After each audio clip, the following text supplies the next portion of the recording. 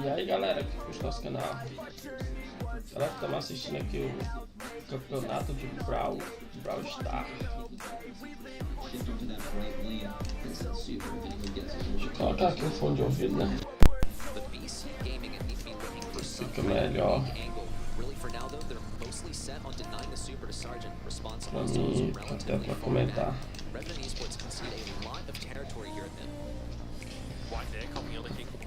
Campeonato Mundial de Brawl Star, galera. Deixa eu dar uma subidinha na minha câmera aqui. Cara, os caras são bons, viu?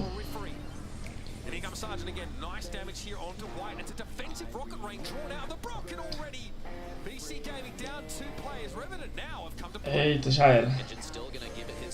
Já era.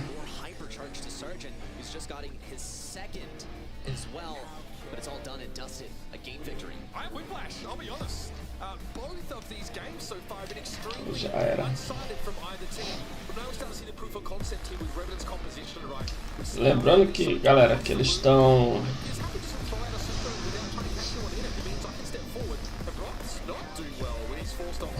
comentando, né, em inglês, né? That's really the big thing that's hurting them here is that they don't have the range to deal with some of these brawlers, and Nanny being one of the big ones. We still need to see response over here to block out these single target brawlers. Mostly OU, and of course wanting to see Engine also sort of shift over to mid, looking for a kind of pinch on the right lane. Acho pegado, viu? Becoming response has to retreat from the left side though. Sargent's gonna feel a lot of that pain too.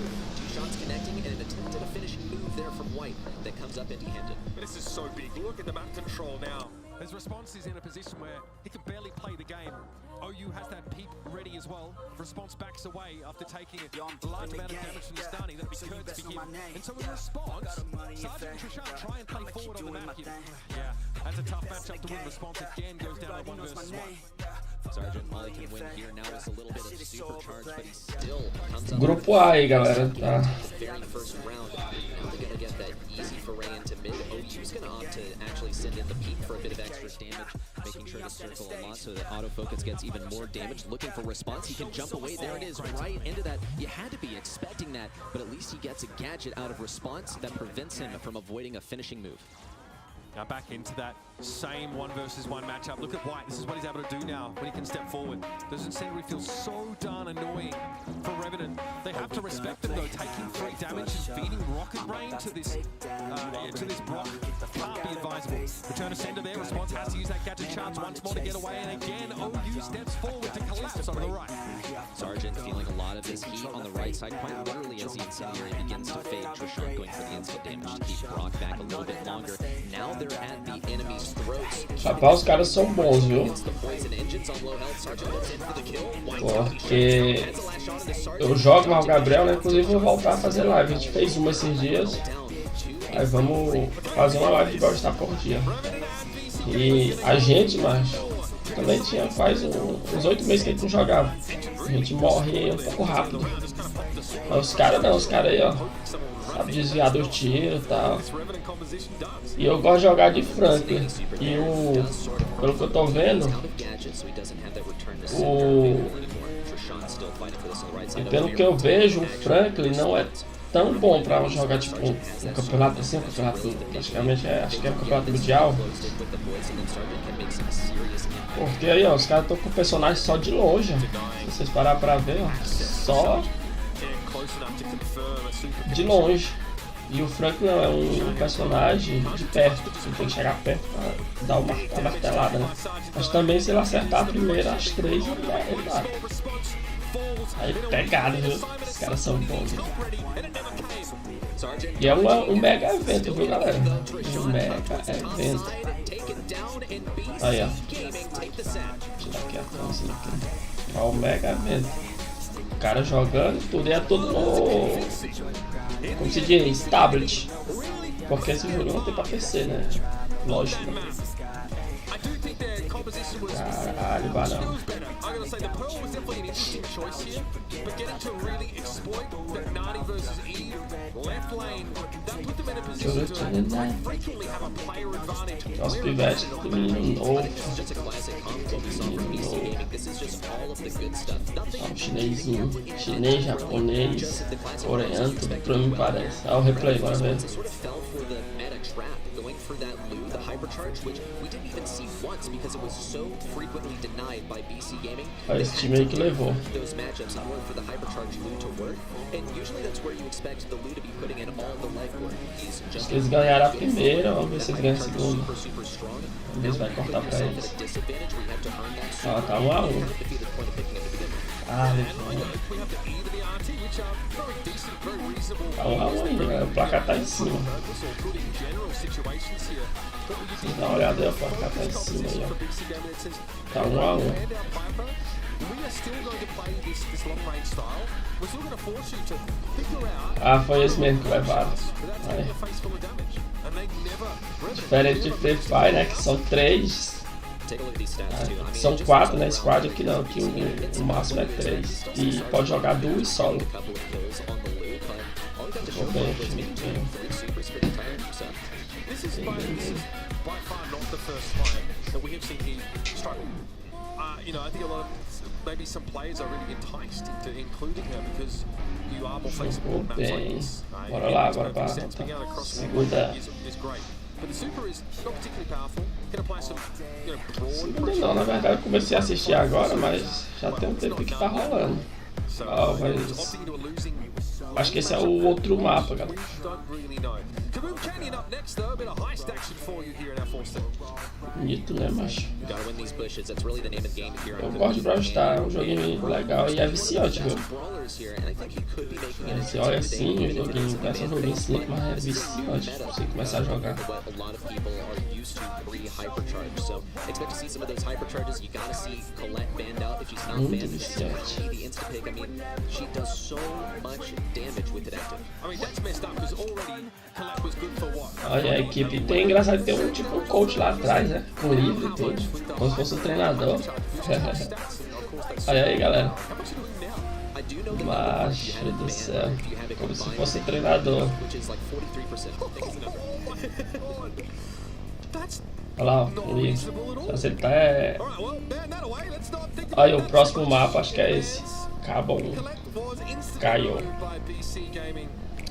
I respect it. I do. Ó, 2 a 1 pra eles, galera. Tá aqui embaixo.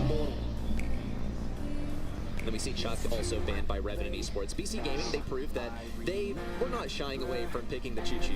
2 a 1 pra PC Game. Ou BC Game. Eliminated BC Gaming. E a Do they have to go back to the drawing board after this one? Revenant Sport. Revenant Esports, which is raising Ou so seja, much 2 a 1 money. pra The PC Gale Game. insta pick. Now, he's a good defensive A BC Game é a que perdeu, acho que eles estão de... Não, eles ganharam. Aqui o japonesinho. for the Twister, unless like your enemy is going to go Carl. There's some. This is a preemptive pick as well, so that's what's got me wondering the most. Cordelius taking it for BC Gaming. We've seen how effective it Olha lá, is. Something that they o... tried to exploit A as much Revenant Sport é de azul. as much as possible E against a Velocity. BC Game é vermelho. Yeah, Cordelius Olha was o coach. provided Velocity, excuse me, to take a chance. Ah, eles estão escolhendo os personagens. Pegou o Enigma. It's such a great O look outro at the pegou results here, o... though. I do like the Colt. White, né? Next with the safe, you're going to be getting tons of damage. It's Até also pega porque tá nesse nome aí. Deixa eu ver aqui. Deixa eu entrar no meu Brawl Stars aqui. Eu já vou vendo os nomes aqui em português pra nós. Como eu falei, eu jogo Brawl Stars. Eu jogo. Deixa eu mostrar aqui pra vocês. Clicando. It makes it physically Cortar larger. aqui pra galera. Não, deixa. Hypercharges, right, Shelly? Larger. Mas tá aqui, ó. Eu jogo Brawl Stars. Quem sabe, eu jogo. So I Eu like joguei o Gabriel. just E a gente joga muito, viu? But in the hypercharge age, Yeah. you have to be thinking of which hypercharges you're going to be bringing to battle. Deixa eu entrar aqui. Vamos pegar o nome dos caras aqui. How they round out this composition, perhaps some more utility. As again, they Ah, na verdade já entrou, né? Eu tô viajando. Se eu clicar aqui, a ó. map like this, maybe that's super. Not Vou botar aqui os olhos. as impactful as on more Opa! Eu ganhei um personagem aqui, ó. Mesmo. comes out here. Ganhei o Mortis. Is this in Novo Brawl, ganhei o Mortis. Caralho, varão, que massa. Bora, falta só um escolher, galera. Aqui, ó, tá vendo? 21, 20. Cara, ganhei um personagem aqui. Olha aí, galera. Mas eu vou aqui olhando o nome dos personagens pra tentar nortear vocês. Se o Gabriel tivesse aqui, era melhor pra ele me ajudar, só que ele tá pra escola. Inclusive, eu vou já buscar ele. A live vai ficar rodando aí, eu vou buscar ele. Mas bora lá, pronto, escolheu. Bora, Mortis. Caraca, ganhei o Mortis. Bora aqui nos Brawlers. Ó, pronto, aqui tá com os Brawls aqui já. Deixa eu ver quais que eles pegaram. Aqui, ó, galera. Aqui são todos os Brawls que eu tenho. Todos os que eu tenho. E não falta ganhar. Ó, falta ganhar esses. Mas dá de eu testar todos e outra. Dá de eu ver o nome, né? Pra me nortear vocês. Bora voltar aqui pro campeonato, já começou. Já começou a partida, bora ver. Tá 2-1 pra VC Game, viu, galera? Cara, eu não vi, mas um tá de coach. Já vi ali. Um tá de coach, que é esse lá de cima lá, ó, que tá com duas armas na mão. O Brawl dele é o coach. Bora ver qual é mais. Quando o Gabriel chegar, ele me ajuda mais. Mas tá frenética a partida, eu acho.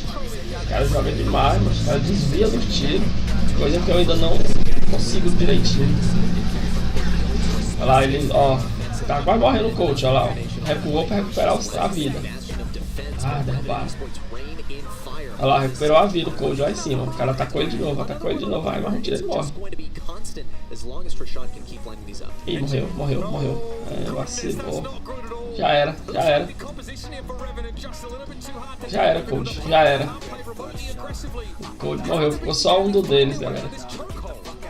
Difícil pra ele, difícil. Ah, o cara nasceu, o coach voltou.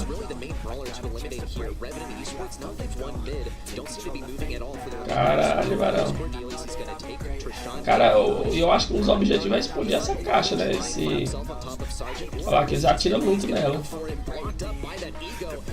Ó, dando dano no cofre, O time de cá, que eu, se eu não me engano, é o do... Acho que é o do BC. Eita, dominaram lá. Esse tem que destruir o cofre deles. Pra poder ganhar. Que massa, eu acho. Gostei. Eles têm que proteger o cofre, ó. Tá aqui o cofre deles. Do Renave. E a DC Game tava protegendo o cofre dela também. 5 segundos, 4. Vai acabar, vai dar empate. O que acontece? Mexeu, velho. Tipo, não contou ponto pra ninguém não, velho. Parece que deu empate. Bora lá, agora os Brawls que eles pegarem, eu vou olhar aqui pra falar o nome pra vocês. Quando o Gabriel chegar, ele me ajuda melhor. A Bia, a Nani, Edgar. Eles já desceram outra partida, ó, o replay. Eles já desceram, né? Tá porra, muito dano, macho. Você viu o tanto de dano que o coach deu no cofre. Rapaz. Se souber aí, galera, o nome dos personagens que quiser colocar. Muito dano. Morro de finais, dia 1. Hoje é o primeiro dia das finais, viu, galera? Aí, ó, dividiu a tela, ficou top assim, viu? É muito pica, viu? Aí dá de ver, né, todo mundo. Gale Force using that bottom corner. Engine still refuses to leave. He's going to stay down here as long as he can because he does get good damage on the safe, and he forces a member of Revenant Esports out of the action. Response almost closes in on that kill. Good stuff onto BC. Oh, he got safe to Trishon. He's trying to keep the defense as well as the offense at the same time, looking in two different directions and having a lot of issues closing in the gap between these two save percentages. Revenant are winning out here now in these 2v1s. These 1v1s at the top of the map. Engine is actually not putting any damage down on the safe here. Response has been taking some of the shots. Engine wants to go forward here.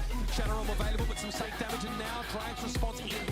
But there's no one else to take advantage of the fact that Response can't defend the safe from other brawlers. It's just Engine and Response, and that damage keeps coming on towards the safe for BC Gaming. This is getting closer and closer.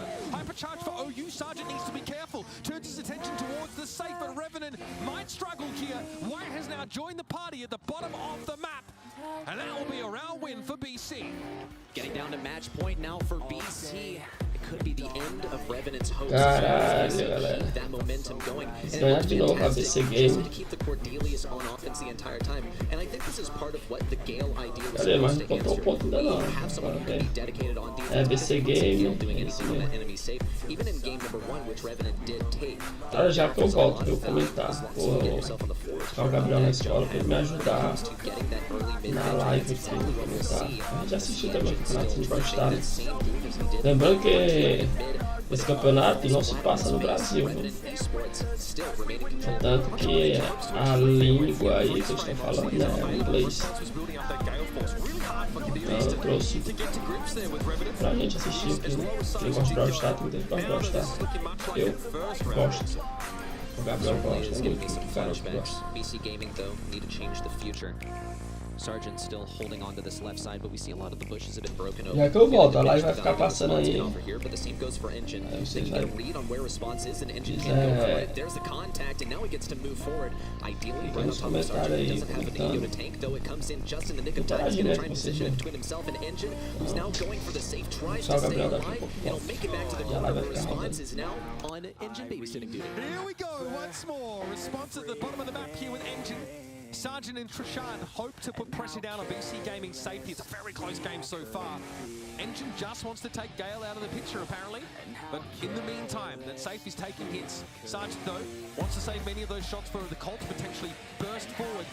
The Response takes care of the pipe, who are again trying to super over the fence. The biggest thing here is for OU to push through this left lane. It's going to be the primary source of DPS for BC Gaming. If you can't make it to that safe, then they might as well wave goodbye. But Revenant Esports still are struggling a lot with Engine. White's marked. Back lines. Here comes White. Once again, it's the common theme throughout this entire set is that Trishon is landing one super after the next on the White, who becomes two-shot as soon as that happens. Engine now looking for the kill on Response on the home turf for Revenant Esports. Meanwhile, BC Gaming is taking a beating. Once again, he's just going to find himself in the corner. Revenant trying to hold on here, trying to stay alive in the Brawl Stars World Finals. Sergeant Clash falls at the top of the map here, but it's a lead for Revenant Esports on that safe. Engine won't lead, but he has no choice. He's evicted from the bottom side of the map. Here comes the call. Hypercharge for OU, but no chance to get the damage down. We're down to 18 seconds left. White has to head for the kills. 15 seconds remain, the countdown active on the screen, and White has got to keep up the defense. It's a very small differential between the two teams, just 6%. OU has to push through. Engine with no gadgets inside, 5 seconds remaining, and Revenant Esports have all the defense in the world, raining down on BC and denying the match point. Set 5, baby, another one to go all the way. Revenant find their feet against a very frustrating Cordelius, constantly trying to walk it down. And there's definitely some deep discussion going on because instantly Sergeant's like, right, what's next? Let's talk about this next set now. Let's get ahead of it and come out with a dominant draft. Yeah, well, and also let's keep that Gale in our minds because that was a great way to keep that Cordelius at bay a lot of the time. They did sort of succumb to the temptation of trying to commit to that Cordelius early on, but in game number 3, I think they really did nail that 2v2 interaction in mid. They kept that mid control. Now that the jump pad was down, they were able to get easy passage in, and they just held control by diffing pretty much. Yeah, the jump pad was fun. You can circumvent those two chokes and very quickly throw yourself back into the fray. For BC Gaming though, that's got to be frustrating. You are so close. You are so close to getting out of these groups. A team no one thought would have any impact here at the World Finals. But by the same token, now you're so close to being eliminated. It's binary. You're in or you're out. This last set will decide it all. Cordelia's big here, you can see the idea, right? Bringing someone else into the Shadow Realm, using that to creep up on a player that is outside of it, so you can try and jump on them and finish them off there. The Lola, though, very, very powerful. Sergeant, very, very hard to topple. He's the kind of safe hands you want to put an important centerpiece brawler like her in. Yeah, and also, I think we saw a fantastic way of dealing with that Cordelius because we see the cons. It's got to be cons to stand right on top of an enemy brawler once you exit the Shadow Realm. But reliably, Lola was getting that ego back just before Cordelius responded to the normal realm and was able to take a lot of that damage and win just about every time. You can see here, obviously, Engine and Response having less DPS because they were having their own little battle there at the bottom side of the map here. And Response really had to stay focused because as soon as you let that Cordelius catch you off guard, or maybe you ignore him, or somehow he's able to win out in that Shadow Realm, you saw constantly the Cordelius was trying to sneak up, pop a super, try and close the gap on that Gale. And if the Gale dies there, it's over because Cordelius just starts to wail and you're safe. And so it ends here. Super Beach will be our final battlefield in this elimination match. Brawl Ball on deck for set 5. And the ultimate test of draft too, because going back before the meta, which is all over the place at the time being, this is the map with the reputation for being the most difficult to draft. It can be really anything. And this is also where we start to see some less common brawlers, some less frequent ones like Barley making waves on those side lanes. So I think with some of the more demanding brawlers being banned out, we could see those brawlers now sort of make their foray into the lanes.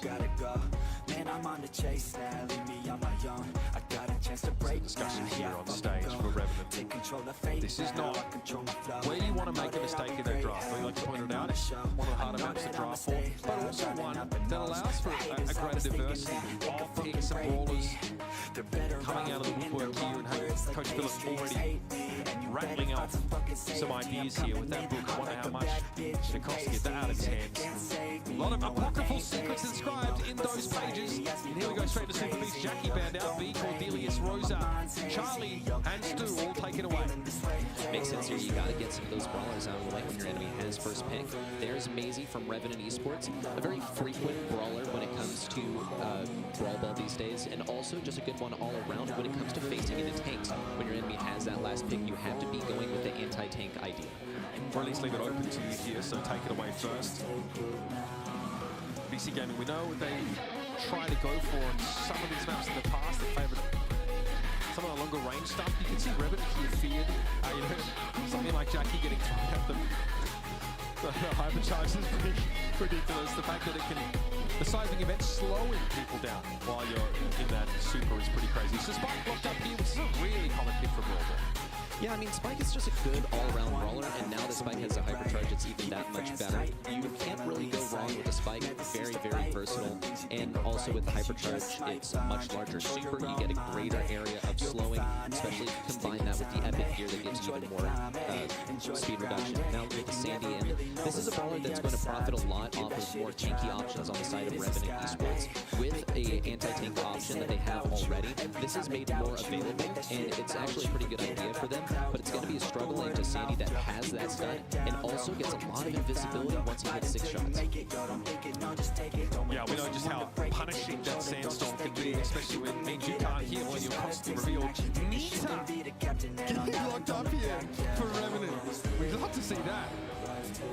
I think this is actually a fairly good option, Sandy, too. You're able to peek walls, I think, even better than Sandy, and you're also going to be great into enemies. They're good for basically the same reason, because into a beefy enemy that relies on their health to get in range or to push the objective, they're going to end up feeding your super, and so with the bear constantly, I mean, it's going to have the same amount of health as Nita every single time that you spawn it, soaks up a lot more damage. Combine that with the Shelly is actually a phenomenal idea. Nita's one of the #1 counters for Shelly, so really this is more of the method for Shelly to be played than anything. And also, yeah, just a really robust brawler on her own now, even more so, of course, with the introduction of that hypercharge.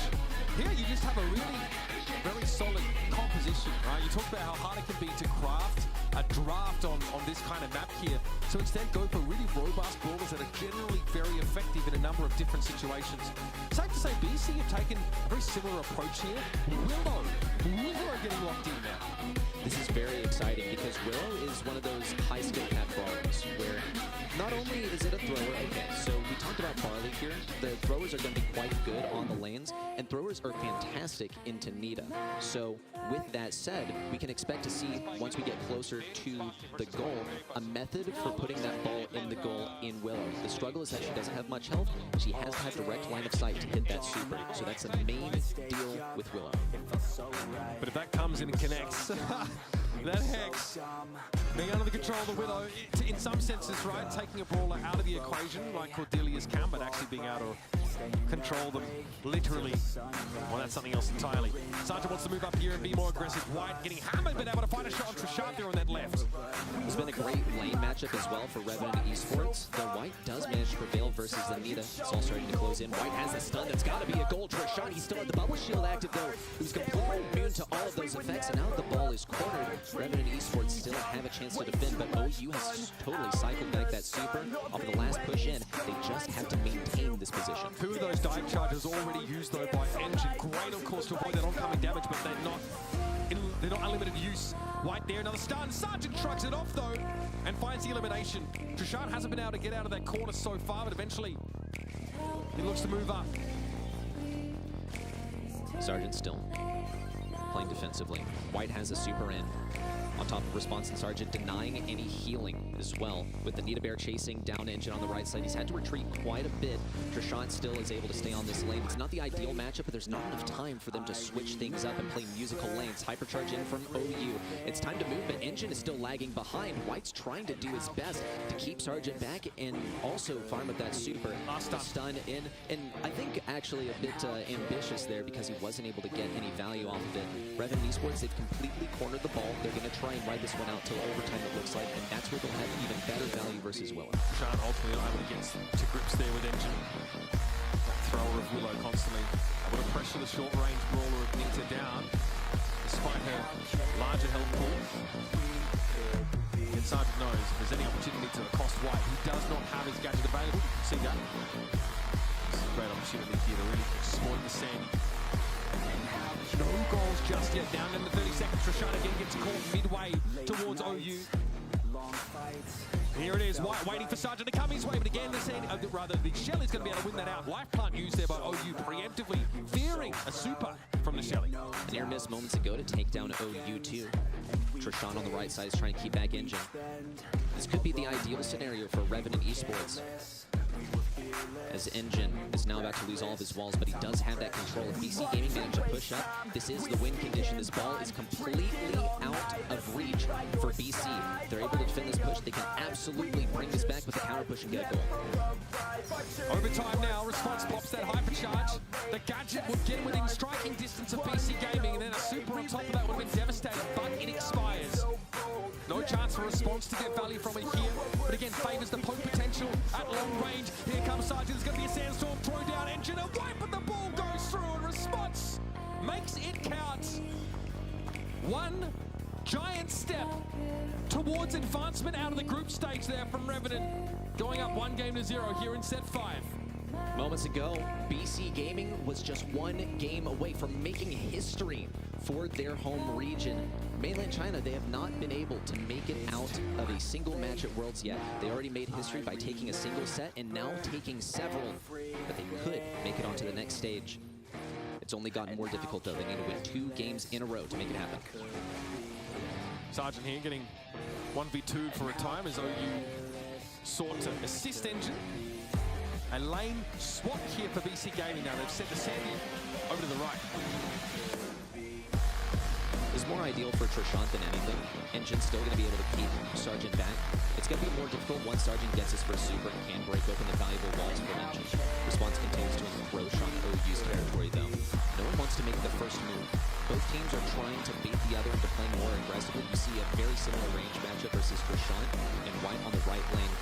Just more willing to commit for that first move. What? The mechanics are pretty impressive. Just outranging Trishant's shots here. Definitely winning out there, and I guess the threat, of course, of that Sweet Dreams enough to keep Trishant at bay for now. Sergeant still has not built that first super up. Gadget, though, going to be popped and died instantly used by... Oh, that's a gross amount of damage. That's all right. Oh, you're kidding. Response with 3 players up on BC Gaming. Sends that one through. One goal away now for Revenant Esports to make it on to day 3 and send BC Gaming back home. Trishon's going to go for the instant aggression. Sergeant has the method. A pass up from Response, but OU is here to answer with the invisibility. Response still scouts out that right lane. This could be it. The range of shockwave. It's massive. And Revenant Esports have fully used it to their advantage. Now also with the hypercharge in hand. Response is looking monstrous, especially for a defense, which is all they need at this point. The ball's popped in the back left. They just got to ride out the next 40 crucial seconds for BC Gaming to tie it up. Literally, or not literally, but the ball is in the court of BC Gaming. In the corner of Revenant Esports now, they will have to step up and take destiny in their own hands if they want to make it to Sunday. Trishon taken down there, the stun gadget used by White. Follow-up damage from OU was good too. The response, dangerous as always. Gadget dash forward, but falls. Just Sergeant for now as Trishon comes off spawn. Hypercharge is popped. We see the Sandstorm in. They're still missing a player. Trishon now pushing forward. It's 3 versus 1, but no time left. Revenant Esports, they've completely defended it. BC Gaming all out of gas, and they're going home with Revenant Esports going on to day 3. They're better off eating their own words like pastries. Hate me, and you better find some fucking Safe to say that expectations were well and truly exceeded by BC Gaming. But we heard from Revenant coming into this tournament, they said, for us, it's minimum top 2 at Worlds or bust. What a prediction as well. What expectations they have. This is not just their goal. This is not just their desire.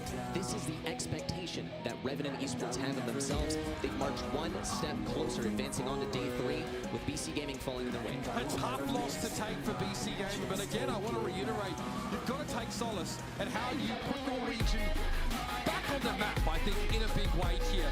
Coming from a really, I guess, unexposed part of the Brawl world to turn up here at the World Finals on day 1, and yes, you are eliminated here, but you take Luminosity all the way. You take Revenant all the way to that fire match, and unfortunately not able to succeed here. Worth talking about this Revenant squad though. Shaky start for them. We were a little bit dubious, and I think Trav attempted to use the transitive properties to indicate that they should be less favoured in this matchup, having won less maps against Luminosity. That wasn't the case. We really started to see them come alive here, I think, on Brawl Ball. They really found these key moments to gain player advantages to slot the ball in. I don't even know how some of those goals were scored. They came out of absolutely nowhere. Yeah, I mean, taking a look back at Brawl Ball as well, but in comparison between the two, we saw great stuff from BC Gaming in particular, so we see great skills across the board. I think this is just as much of a story for the teams that are advancing on as it is for the ones that fall in their path, because this is the furthest that mainland China has gone in history. And even going to Gualano, their team manager, he said, no, this is not the strongest team to ever represent the China region. And if that's really the expectation going forward, it's going to be super hyped for what we see going forward. Absolutely, yeah. I mean, the future's looking bright for that region when it comes to Brawl Stars, but for the remainder of these World Finals, they will be sitting on the sideline, and they will be watching the rest of the teams compete as we have our Group A basically finalised now with Luminosity Gaming and Revenant advancing. Great opportunity here, of course, to probably highlight some of our key players, maybe one of our key players in this particular series, because I think there are quite a few candidates who really looked incredibly good over the course of those 5 intense sets.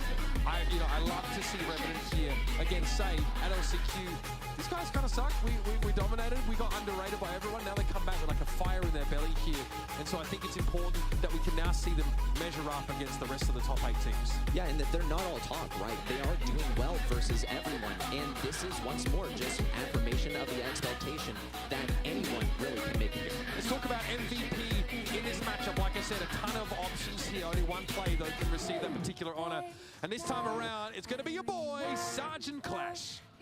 Everyone had high expectations for Sergeant coming into this. We saw him at LCQ absolutely pop off, but this time we also saw his teammates rise to that role as well. Trishon going crazy, but Sergeant Class, he's always going to be the main fixture of this team. I mean, he's always barking at the team, down the line, making sure everybody's on the same page. His calling is really frenetic. Other players have sort of mentioned that, like, oh wow, we heard this guy while we're scrimming. He's very, very loud, and he was very, very important for morale for this team. Response scoring a couple goals that shouldn't have happened. happened, right? Even like there were 3 players up in BC game and they still conceded a goal when they were playing at half field. That is crazy stuff.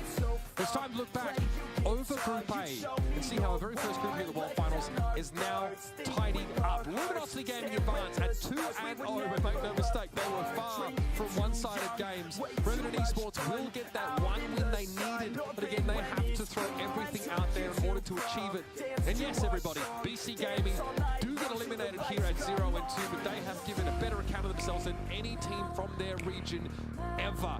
Great way to make history here. And the road ahead only looks bright. Look, things went the way that we expected, but they also didn't, because things were so much closer than we expected, but our predictions are still looking strong. Okay, it's true. Yeah. I'm taking a chance to be a little self-indulgent here. Our Preds for Group A, spot on. Hopefully yours are over at event.brawlstars.com. That's your way to interact with the show, earn yourself some in-game goodies and make your predictions, and also watch us as we step through the rest here of the Brawl Stars World Finals. On the other side of this break, we are diving into an incredible group. It is stacked from bottom to top. It's Group B kicking off right after the break. Oh. I got Cordelius. Mine is definitely easier. Okay. Blue. Alright, Poco. I was doing the same color. I don't know when the last time I drew with chalk is. I already messed up.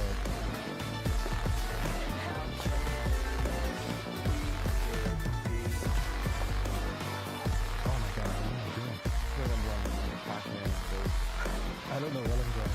I don't know what to do here. I don't know what I'm doing. Late nights, long fights, felt right. We were love right. We would go out. We were so loud. We were so proud. We had no doubts. Weekends and weekdays, we'd spend a wrong way. We were careless. We were fearless. I'm gonna go up. Time was precious. Cordelius has legs, right? I don't know. He's got little mushroom legs. I'm just gonna give him some goofy feet.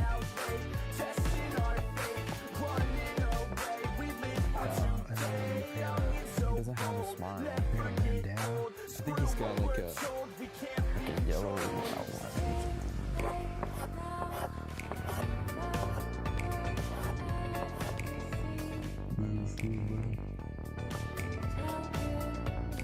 That's a work of art.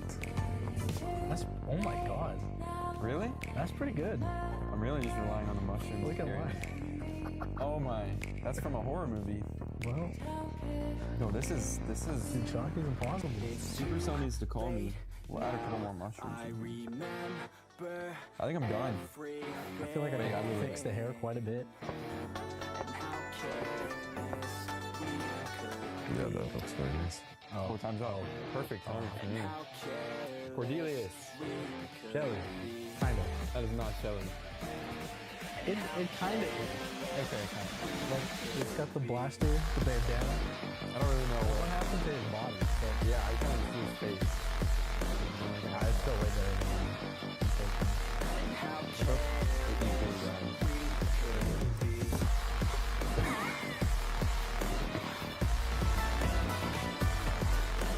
More colors, yeah.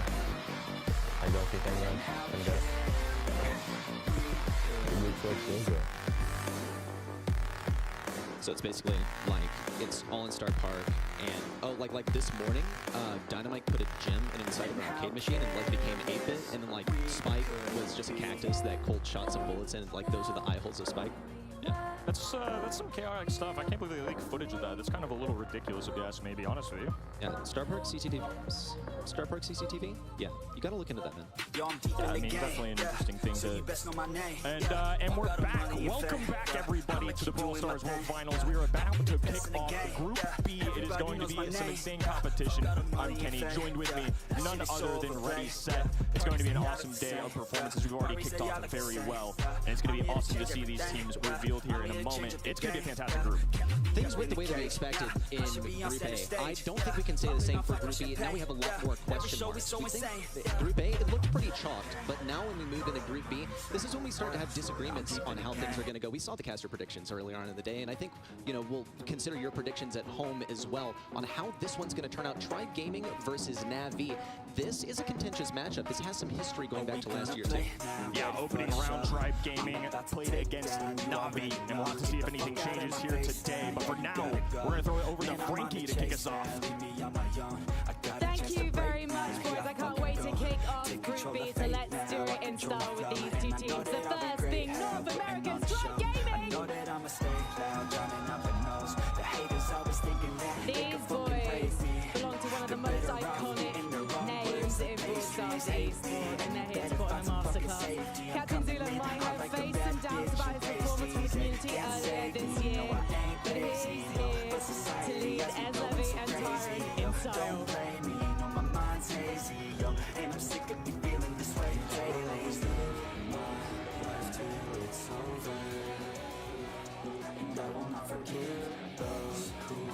And their opponents. This is a team that put on a show at the last chance qualifier. It's Navi! Cube, MMA, and Angel Boy are hometown heroes. Angel Boy doing it for Ukraine today. And I know people are going to be cheering them on around the world. But can they replicate that incredible last chance qualifier performance?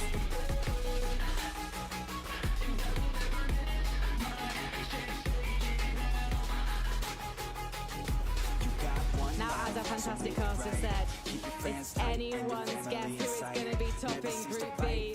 So let's kick off the action back over with Reddy and Kenny. It's going to be insane. I mean, honestly, the fact that we get such a star-studded group and it's only day number one, and this could go either way. Both of these teams have had their ups and downs throughout the year already. We had Navi, who have been hit or miss for some of these monthly finals, pop off at LCQ. Tribe, on the other hand, second at Mobile Masters. That's about as good of an achievement as you can get. But they only won 2 monthly finals. That is really the big story, is that we saw them take 1 win in a monthly final in the first half of the year. The second half of the year, they also took just 1 win. It was a very tough region for them, actually. And when it comes to Mobile Masters, yes, they did get second, with Reply Totem taking first place. So another match that we'll get to revisit once we advance in this group. But Navi, they've had a lot of struggles recently when it comes to the challenge for Snapdragon in Season 4. When it comes to LCQ, they looked fantastic. So let's hope that they can repeat the success when it comes to LCQ. Yeah, maybe something about the LAN environment just wakes them up. It's going to be really interesting to see how this goes down. Obviously, Tribe Gaming win this matchup last year in the opening round of the World Finals. But it's a new year, and a lot has changed for sure. I think around the world, everybody is powering up. The competition has been stronger and stronger, and despite Tribe Gaming's kind of up and down throughout the year, they've had some challenging opponents in NA West, NA East, of course. It's been a toughie for everybody, right? Navi making some of these monthly finals. I mean, consistency has been hard to come by this year, but today is the day they're going to need it, and it's about as even as it gets in the predictions. 53 to 47. Yeah, it doesn't get that much closer than that. Starting off on shooting star too. Now, when it comes to the relative strengths of these teams, we see Tribe, they usually draw their strengths from control. This is like the old Tribe, going back all the way. This is their playstyle, but they've been forced to adapt just by how the meta has shifted, and it's linked itself to a lot of the struggles that they've had as a team, is that they are mostly control players, but we've seen things like Zulon picking up more of those aggro brawlers, picking up the tanks. Tyrant, he's always going to be apt to go aggressive and win a lane solo. When it comes to Navi, though, they're always trying to run it down. Yeah, Navi are a very unique composition in terms of what they end up running. In scrims, they've been a team that haven't been as likely to play Charlie, so I'm curious to see if they change things up. It's going to be a really fun one to watch. 2 different teams with 2 abilities to pop off. We're going to hit our ban phase here, and no surprises at all. Charlie going to be banned for Tribe Gaming, which immediately, I'm going to assume, based on that clock, it's going to be Navi with the first pick, of course. There it is, Piper, a real strong selection here, especially when a brawler like Nani has has been banned out. Tribe Gaming, they're going with really the classic stuff that you would ban when your enemy has first pick. For Navi, they've also gotten rid of Mandy, Bell, Loa, just pretty good brawlers here when it comes to shooting stars. So Tribe Gaming, they're actually going to have to reach pretty far to find out some sort of long-range brawler to compete toe-to-toe with Piper. And they might even have to reach so far as to go for some kind of counter to this brawler, which means that they will have to go close range.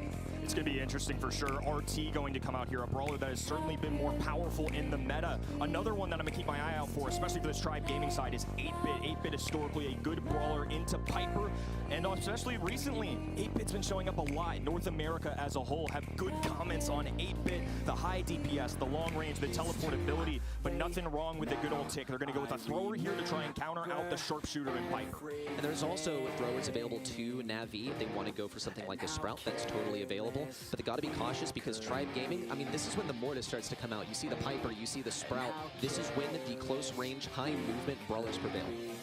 Yeah, I think Eve, certainly a possibility in the mix if they want to get some spawners on the map for Piper, but of course Navi, you're going to have two opportunities here to beat Tribe to the punch if they so choose. Mandy, another one in this ban stage as well, somebody I'm definitely looking out for in this map all weekend. Instead, though, we're going to get the aggression that we expect from Navi, a little pop-up brawler in Finn. Yeah, and this is sort of the thing that we wanted to see Tribe Gaming run as their final selection, one that can compete at long range, but also can get in close range when it matters most. So now with Navi sort of stealing this from Tribe's playbook, it's going to be very challenging for them to find something in the end. Yeah, so now they're going to have to deal with two different types of things, right? If they wanted to go something like a spawner, or something like Eve for the side of Tribe Gaming, it's kind of a little more questionable now that you bring Fang into the mix, because Fang is just going to have so many health points, can be able to get up close and personal against these brawlers. Something like RT can manage that a little bit better, but our boy Tick, very squishy, doesn't have a lot of health points, and of course that's where somebody like Fang can shine. I like this well-rounded composition from Navi as well. Tribe Gaming definitely has to make the thing go. I think it's a well-rounded comp that also can play to their strengths, because you can play aggro with every single one of these brawlers. No one's locked into a playstyle. With Tribe Gaming, though, they really are. I mean, you can play the aggro tick, but you're not really going to be getting kills. You're just going to be farming up the supers. There's the 8-Bit that you were talking about, and I think that's going to be a great option in the Piper, like you mentioned before. Now we will see that probably synergize with the RT to get some even more damage. With the tick, also can get great stuff there. I do see that tick super not having too much value here, though. I think Navi have all the tools necessary to dispel it when it appears. Two very versatile comps here, and it's going to be awesome to see it all unfold. This group is going to be something special. I can already feel it. It's something that's been hyped up all year long. Navi and Tribe, little rematch here. They got Coach Corey on the sidelines as well to help out too. I think that's going to be a big difference in terms of the comms. It makes a huge difference. And here we go, kicking off Group B. Tyrant's going to be taking that mid as soon as he can. He wants that blue star, but Navi are just waiting to pounce on him. There it comes, and Tribe Gaming already have that early game control. If they sit back and relax, and they can hold on to this all game long, it does put them at a very small differential, but it also offers them an opportunity to have Navi play right into their hand. Cube, though, goes for that auto-aimer. It's not going to make contact with his Livy, and it would have just kept him back for a little bit longer. Navi, they're being very patient. They need to find some angle in, but nothing has arisen just yet. Nobody willing to make the first big move yet. Tribe in control of the blue star. They're starting to lose positioning, though. Now they're going to open up this right-hand side as well. I believe it's Livy even popping a gadget there, too. No kills going down, but again, timing is everything in Bounty. Tribe Gaming not willing to get aggressive. They have the lead, so they're going to leave it to Navi to try and beat them at the end here. A lot of this also comes down to his Livy not really having any bushes to work with. Big push in from Angel Boy. Contact onto Tyrant, and a theft of the blue star going over to Navi. It's Tribe's turn to play aggressive, but they have fewer plays to do so. Tyrant being really the big thing that's holding them back as he's on this tick. Angel Boy's looking to close in from around that left side, but it's just a bait to give Zulon a bit of damage onto Angel Boy. Nothing just yet, just a slow and steady game of Bounty. Ammo being wasted there too, something the spawner's going to bring to the table immediately. Tickhead goes down, you mentioned in the pregame show as well, and Angel Boy already flashing that super as well. It's Navi on the back foot. Tribe Gaming trying to pursue this, and they need to find some final kills here in order to get this back. It's coming up on that 20-second mark. It's really time for Tribe Gaming to close in. If they can retreat now, they can make it away with all of these stars, but Angel Boy is playing the clock. He's just hanging on to that blue star, looking for the perfect opportunity, and it's Livy, denial on arrival, and Navi try to win it back. They need one more kill, but it's just not going to come as the clock ticks down. Another one on the board for Tribe Gaming, and that's the first game of the match. Impressive stuff from both sides. I mean, it really came down to the final moments. I think think both teams truly understanding the importance of that pacing, not giving up unnecessary kills. And towards the end, it got a little scrappy, of course, but we saw them be very patient. Nobody willing to over-aggress. So I'm going to continue to look out for the Fang versus Tick matchup. It's something that gave Angel Boy and his team a lead here early. I think it's going to be a pivotal part of Navi trying to get a win here. Fang versus RT is actually a big thing that I was paying attention to in the previous one, because we saw his Liddy on just 2,000 health fend off Angel Boy before he even made contact with his super. And Angel Boy was even prudent about it because he sat on that super. He was able to position himself on top of this blue star. He gets a bit more health. Tyrant's still keeping him out of range. Just Liddy doing the same cubes on low health. And the blue star is going to go over to the side of Tribe Gaming. Navi still look for the push in. They've actually gotten some good positioning here. They run out of health though. They're going to have to fall back. You can see that mid-control to Tribe Gaming once again. Gonna be a toughie here. Tribe forcing their back heels, and Cube nails the shot there. It's gonna be a one-star lead now for Navi, even flexing the spray a little bit. Nice little touchdown dance there. Love to see the pins coming out, but we got to see the win from Tribe Gaming to close out this set. Navi still on the back foot, just retreating. Tyrant's looking for that initial damage in on Q. He gets a lot of damage here because he does outrange Piper. Here's a jump back 2 and destruction of those walls. It offers a lot of opportunities for aggression. Angel Boy completely avoided 2 by Zulon with the gadget. Number 2 is turret. Angel Boy still on the defensive. Navi, they're all the way back up against the wall though. A kill over for Tribe Gaming, and the pace of the match has completely changed hands. Zulon with a very good body block there as well. All of a sudden the tide's turning here. Angel Boy holding on to a super cube, trying to move up the map. MMA, another one with some long range as well. Angel Boy flashing the super Tyson. Now the roundhouse kick, not enough into the tanky arcade machine. And Tyrant with the follow-through shot gives Tribe an even bigger lead. There's still enough time for Fang to make a reappearance, especially with all these hatchlings filtering in. A lot of shots now gotten out of Tribe. Angel Boy has to get a super here. He's got to be one shot off. There it is. He has it available as Livy is a far suboptimal target, but he's going to have to commit sometime or another. Out of the way, MMA, no kills, no nothing. And Tribe Gaming close out set number 2 with a sweep. Great stuff coming in from Tribe to kick things off. Set number 1 is going to be a tone setter here, right? This is match 1 of the group stage. Especially Tribe Gaming, who played twice in a row here. Starting off a win, so keeps a lot of pressure off them. Navi are a fierce opponent, but it's definitely something that we don't know what we're going to get today. At least not 100%, right? At LCQ, they were phenomenal.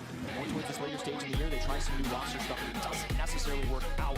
So they're going to have to work out the kinks here. But they were definitely still competitive. I can feel this one going to be very intense the whole way through.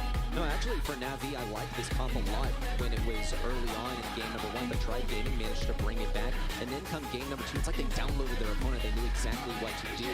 And that's where that preliminary RT pick found the majority of its value. They knew that Fang was going to be a really, really good pick here, and they preemptively countered it. You can see Zulon getting energetic there as well. A few claps, not over celebrating, but getting the job there. It's going to be another day in the office for all of these fellas. They've been training all year long for the big stage, the big moments. They've all worked so hard to get here. And it's wild that between these 3 teams that we're going to have to pick one. And I love it. I love the enthusiasm from Zulon. The energy, I mean, really, once Tribe get on a roll, they seem unstoppable. And Bounty is one of these slower modes as well, so we don't get to see that momentum shift that can usually result from these, you know, long range, let's sit back, let's run out of the clock type of modes like Bounty or Knockout. They've already gotten this one out of the way, and it only begins to pick up momentum from here. It's wild, too, when you see the kill difference in a mode where that's literally all that matters. Yeah. 2 in the favor of Tribe. It made the difference in 2 games. Pretty crazy stuff. Obviously, the blue star plays a factor in that, but nonetheless, Tribe Gaming were only ahead 2 kills in total for an entire set. I think that really reflects how intense this is truly going to be. Well, I mean, we saw Navi get that early game momentum, and we might see once again on double swoosh. It's going to come down to comp choice once again. Do we see a fairly strong mid here? And also just which side you spawn on. Where does that gem go when it exchanges hands? But this is where I think we can see Navi really start to play to their strengths. They love this close range stuff, the super aggressive things, and we can see a gem grab map change hands in the blink of an eye. So this is where they will probably find their strengths most. Gym grab is one of my favorite modes for that reason. Sometimes you can play a game so much better than your opponent, but one kill gets away from you, and the other team can rob you of your gyms and walk the other way. And like you said, Campeonato, Pode tirar aqui. Não, they're going to be looking at because é o que você botou aí. Mas é. Não entende inglês? practiced a ton on this map this week, which means in return we're going to see things like Colette, maybe Cordelius get in the mix as well. It's a chess Ei, match macho, in the que tá draft. mexendo It aí? really is so hard for these teams to make perfect decisions. Yeah, I mean, you have over 70 brawlers in the game now, and some of them are going to be banned out reliably every single match. We might see some of Bora them ver. their ugly heads. Cada tem 30 segundos pra escolher. Escolheu a Anitta. Anita first selection from Navi. Ali tá a melhores mesmo. Ó, 28, vou escolher qual? A lot of it relies on what Ó, já mostrou quanto ele escolheu. Ah, enfim. Ele demora, faz suspense, deixa pra escolher no finalzinho do tempo. Coloca em suspense. Ele já sabe qual ele vai. Ele já deixou, tá rolando. Em suspense. Olha lá. Ele já deixou, porque ele tá esperando pra acabar o tempo pra escolher sozinho. Vai. Gali é bom, ele empurra o cara. Tá vendo? Eles podiam escolher logo, mas eles deixam. Só pra aparecer. Não era ele não, era esse aqui, do outro lado. Nós achamos que era ele. É um de cada lado. Pode chamar lá. Que? Tá aqui.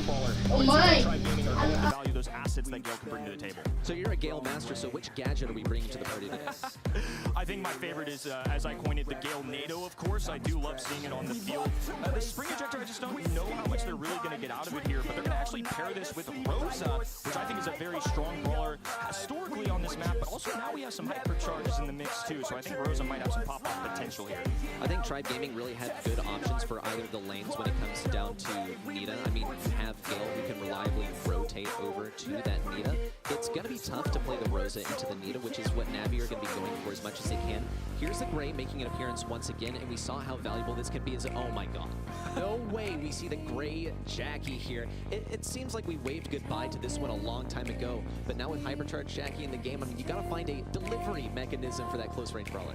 This is a treat. I mean, I never would have thought in World Finals 2023 that we would see old reliable Gray and Jackie step up to the plate, and now Jackie is a hypercharge too. This might be better than it was back then. It's so funny to see this. I think this is something that, at least in my watching of practices and scrims, I feel like this is something kept under the radar, and I completely respect it, to be honest with you. Well, okay, Colette, final selection here from Tribe Gaming. Colette can take a lot of damage in close range versus Jackie, so you have to keep that at range. And Colette also isn't going to be great for scouting out the bushes, so I think this is almost enforced a lot of how this match is going to play out for Tribe Gaming. Not effective for scouting bushes. This is exactly where Jackie wants to be as well. So if the bushes are broken down, then that's where they're going to find the value. Unfortunately, a lot of it comes down to where Gray ends up using the walking game.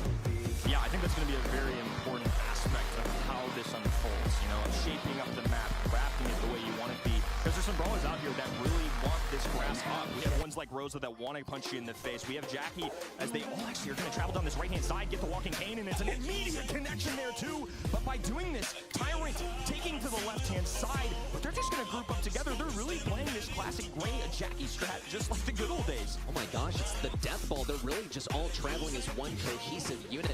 And so far, it's worked relatively well, but as Livy gets a good bit of hypercharge off of it too, they've lost only one of their ranks. Few lurks in the bushes, armed with a super as well, trying to keep his Livy at bay. Could see that bear arriving in just a moment here. We'll find a little bit of solace hiding behind it. Teleport in from MMA, big value, and a dash backwards from Zulon to get the elimination. Navi still are on the back foot. They have 3 gems remaining, but Tribe Gaming are in the lead. And now they have complete map control as well. Zulon stepping up as well. Teleport down the left hand in, and now Tyrant dueling with MMA. It's going to be a Tyrant win. 2v2. He's popping off now, but the pull goes down. Nita with a bear. Not enough there, so Zulon forced to back away for now. Missing so many of their bushes on their home turf, but it's okay. They can set up residence inside of Tribe Gaming's, but only insofar as Tribe Gaming allow it to be. Tyrant gets a nice kill as well in close range. Q picks up a kill onto his Livy on the right. Angel Boy has that super. He could have gone for the long pull. In comes the teleport though from Angel Boy, and it's complete theft. We haven't even moved on to Heist yet, and still it's a total steal from Navi, running back with 12 gems. MMA can just simply play defense. Q, a pin, a walk away, a little pin as well in the mix, and with 4 seconds to go, nobody within striking distance. Highway robbery here as Angel Boy collects 12. What a theft here. Eita, amassaram, viu? Tá, tá, tá. 1-0. Gabriel, como é o nome desse... Ô, Gabi! Deixa eu limpar essa câmera aqui, galera. A câmera tá suja. Eu tô... sem camisa porque tô suado, de buscar o Gabriel ali. E é isso mesmo, vai ser assim.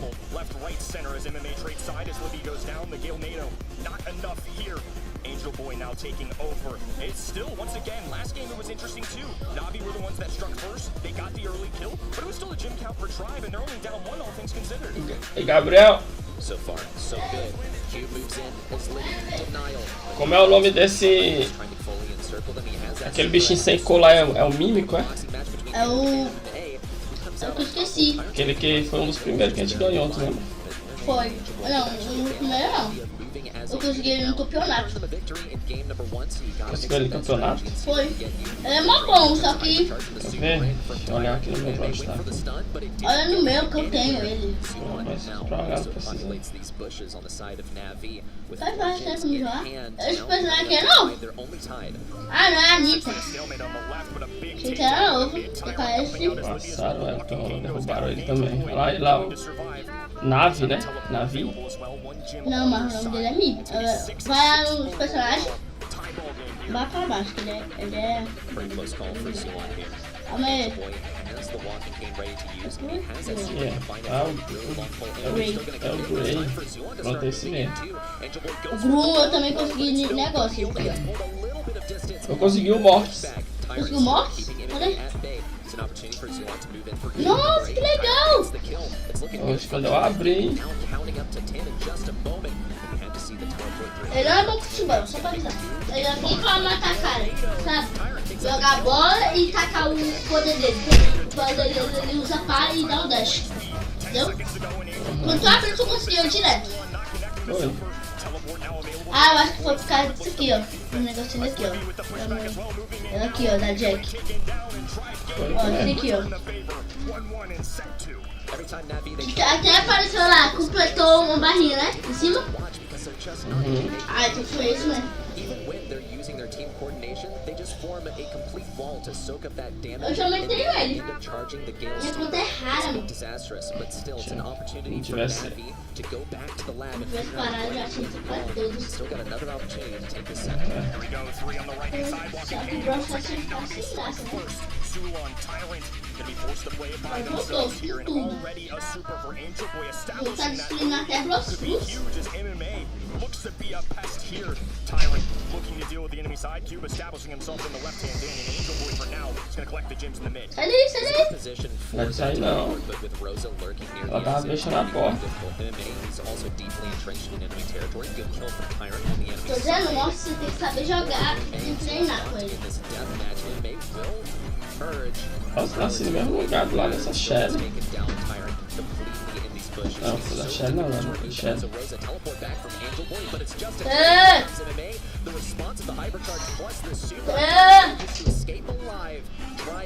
Aí quebra, pô. All three brawlers from Navi weren't enough to take down the hypercharge. Insane stop. Rosa gonna hold on to two gems there. That's gonna be huge for them. As Livy looking to flank left hand in. Angel Boy, MMA all in the mid. The Rocket came to disrupt things a little bit too. Not gonna be a huge factor. Still 8 flames. Boy's got that teleport. It's looking scary because MMA has the super and the hypercharge combo. Tô com 3 cubos, quem quiser vir me enfrentar. The big pull, MMA closes in. Tyrant still alive. Another use of the super, and finally they take him down. But as Livy's out for blood, gets a kill on MMA, and still on it is Livy. Had to retreat back to the bushes. Ó, pé da manga. Equal gem count. Angel Boy gonna collect a 7th here. Bruce the Bear was doing a great job at taking, and now he's stunning as well as Livy. Low HP, forced back. Tyrant trying to make a move now, but he's got 4 brawlers now incoming along with the Circus Bear. Tá, pô, tá acirrado, viu? With a nice takedown as well. Tá acirrado. Eita, que bichão grande. Going down across the map right now. 9-8 back in 4th in set number 2. Just a 1 gem differential. Angel Boy could be the one to teleport in. Cube can't get too aggro because he's holding one of those crucial gems. Angel Boy Caraca, esse cara só com personagem de longe. full health with the hypercharge, but MMA completely counters it. Tyrant's got to run away. He's just a walking super battery. Angel Boy has that teleport if he needs it. Everyone's so lit up on the side of Tribe Gaming. There's one kill, but it could be another. Navi, they're playing their cards carefully. Another one to match it. Tribe Gaming, if they stood right on top of that gym mine, they could chance it, but it's just too RNG. They don't want to risk it. Here comes the push in. MMA take it down. They just need to pick up this one gym, and they can make it happen. Cube has to be eliminated. The teleport forward, it's disastrous. Angel Boy makes it away with all of the gems, and Tribe are woefully out of reach. Cara pra trás, mano. Close right now. Angel Boy sitting in the back spot. MMA with a nice pull. Not enough gyms in the mid. Navi tie things up 1-1 overall. What close match it's been. It looks so De novo, não. Acho que empatou, né? 1 a 1. But Navi, they went back to reliable, even though it didn't seem that consistent or reliable come game number 1. They had that death ball strategy. You know what? Let's all run it down the right lane. Cara, ele é um evento grande que eles fazem, né? That's got to be a huge confidence boost for Navi. They steal a game in there as well. Definitely weren't looking like they were going to get away with one, but big pop-off plays. Tô falando, é um evento grande que eles fazem pro jogo.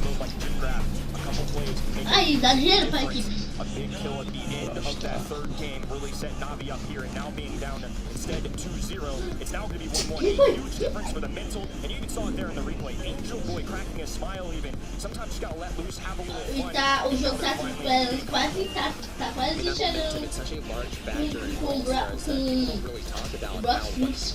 Do nada, o jogo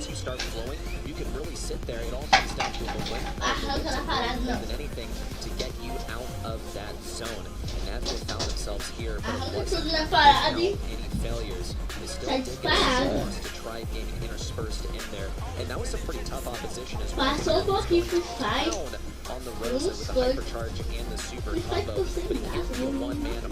Sei que as lives dos meninos do Free Fire caiu bastante. Eu tinha tava com 6 mil. Agora o cara ficou doido que ele ganhou. Ele matou com o Mox. O Mox não, com o Gray. Esse gordinho aqui, ó.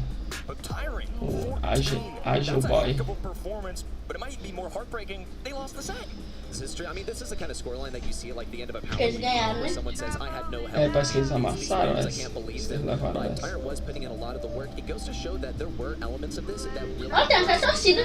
not just in concept. It was the rest of it where the pressure was directly applied. We saw Tyre consistently in those missions. Olha o troféu. But the objective was Leva pro próprio filho. Jim grab is Então, always interesting top, for sure, but as we top, move forward, it's now top. going to be a 1-1. We're heading Sabia que nós só fala inglês, pai? Canyon here. Vou falar português também. Action. And to be honest with you, Reddy, the Mas meta esse on campeonato this aqui map, tá and especially sendo this só, mode, né? has certainly changed since Tô falando que tem gente que é português desse campeonato. Hard to know 100% what to expect the whole way through, but I think there's going to be a train conductor that might interest some teams. Oh yeah, this is true. I mean, he's going to be making a final stop at the enemy say, unless of course there's a base race, in which case that starts to become a little bit less violent, a lot less violent, by the way. So with that in mind, we see this from either of these teams. By this point, it's got to be banned out. It's one of those that's up there with Colette, like that's a insta-ban on this map. But there's always a chance that it makes it.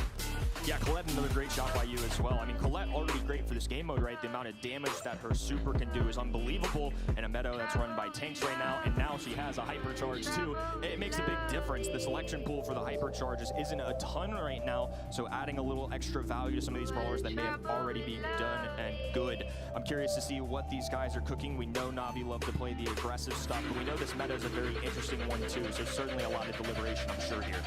There are a lot of options. I mean, we saw the control game attempted, and it did succeed in some departments, but in the end, it was the aggression that prevailed. So Tribe Gaming absolutely have to be keeping this in the back of their heads as well. I mentioned Crow earlier, actually, when it came to the Kaboom Canyon, and this is going to be great for getting control inside the bushes. It used to be like an insta-ban or an insta-pick. Yeah, we do see the choo-choo train conductor on the right side banned out. Navi had that first selection. Bonnie, this is, yeah, it's been a while since we've seen Bonnie. Yeah, I mean, Bonnie's a fine brawler. It's just, you know, it's been away from the meta, I would say, to a degree a little bit here. And especially as a first pick, it wasn't something I was expecting. I don't know if Tribe were necessarily looking to play this brawler. Maybe there's something in practices that we just haven't seen. I mean, Bonnie's fine, right? Got the long range, very versatile. You got the sugar rush, you need a little extra speed, the dive in for damage, you know, the Leon-esque shots. But at the same time, it hasn't felt like at least the strongest brawler in the meta as of late. Well, if anything, it is certainly on on brand for Navi because they can get aggressive and go in on that safe, get some instant damage. The problem is that it ends up falling to things that outrange it and also ends up feeding supers a lot of the way. And I think this is where we start to see the trouble start to stir up from what Tribe Gaming is selecting here. There's a Gale. We saw the value of the jump pad when it came to those Group A matches, and I think we'll start to see it once again. Navi, I hope they have a counter plan for this, a way to get that early mid control. Maybe a jump in could be something like an Eve, since that is open. 8-bit is going to make them even more solidified at mid though. 8-bit and the fact that Colette's out of the mix here, I think, increases 8-bit's odds a little bit. Bell might be on the mind of Navi as well. It's interesting to see this combination of Gale plus the 8-bit, because likely going to be going to Spring Ejector. I mean, that's what we've seen from Gale. And it's also funny, too, that Navi were the ones that kind of created this idea a long time ago. And talking to Corey in 2022, he got the idea from watching them do it. So kind of returning a little bit of their own medicine here. But 1 year later, a lot of tough decisions here for Navi. And it's going to be the Lou. When in doubt, go with the guy with a nasty hypercharge. Pois é, faz um suspensezinho pra escolher, né? Ó, o gordinho. Acho que ele é gordinho, né? É, o que tava vibrando agora. Ó, não, ele não pode jogar com a Nani, com a nova personagem e com a Colette. É, acho que é que tá bloqueado ali, né? É. Não sei. Nossa, a Jessie tá muito boa,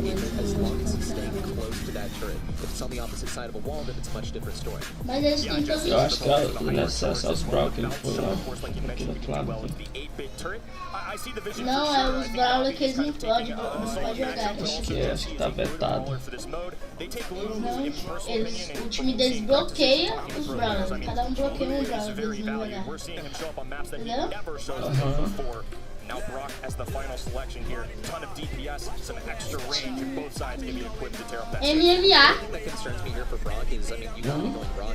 Cara, MMA. Then it's an immediate death. I don't see a whole lot of response to the buy here because if you have that jump pad, you're not able to throw down the twister and get her on her tail. And also the 8-bit is just going to be cannon fodder. Of pun there for you. But at the same time, Navi, I'm expecting to see some of these shots line up from the loop. That's really the big win condition for them. Big stage, big puns ready. We wouldn't expect you to change here on the big day. Intense stuff as we hop into set number 3, 1-1 overall, and it kicks off with a nice Gale launch. Mas é só personagem de longe, se você for ver, ó. Porque dá de atirar e se abrigar. Perto tem como não. Já chegaram Eles contra eles, né? Contra eles, ali é o vai subir a cavalo, né?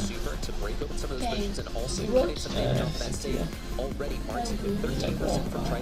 Nossa, pulou pra cima, cara.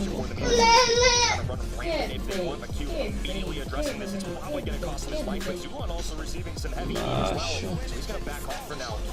Só personagem de longe mesmo. O pessoal tá todo chipando que o Azul vai vencer, ó. Não para, né? Eu acho que o Azul vai vencer, né? Olha lá, marcou mais um. Ah, eles estão com mais dano na caixinha deles. O Azul tá com 98. É, mas eles derrubaram mais, eles estão, o time vermelho tá com 97. Eles têm que segurar 87, né? Eles têm que segurar um minuto. Eles tá com um dano lá na caixa deles. Não consegui não. Ah, ele já vai. Ah, quer ver? Ele vai dar o dano agora na caixa do cara. Se ele derrubar aquele lá, ele dá o dano. O Azul. Mas eles derrubam. É só eu jogar o poder na caixinha lá que ele derruba, só deixa um pouquinho nos caras. É, porque assim ele não deixa os caras passar, né? Pra dar dano na deles. Olha lá, já era, deu dano. É só segurar por um minuto. Ah, os caras vieram pra cima. Ah, não deixaram.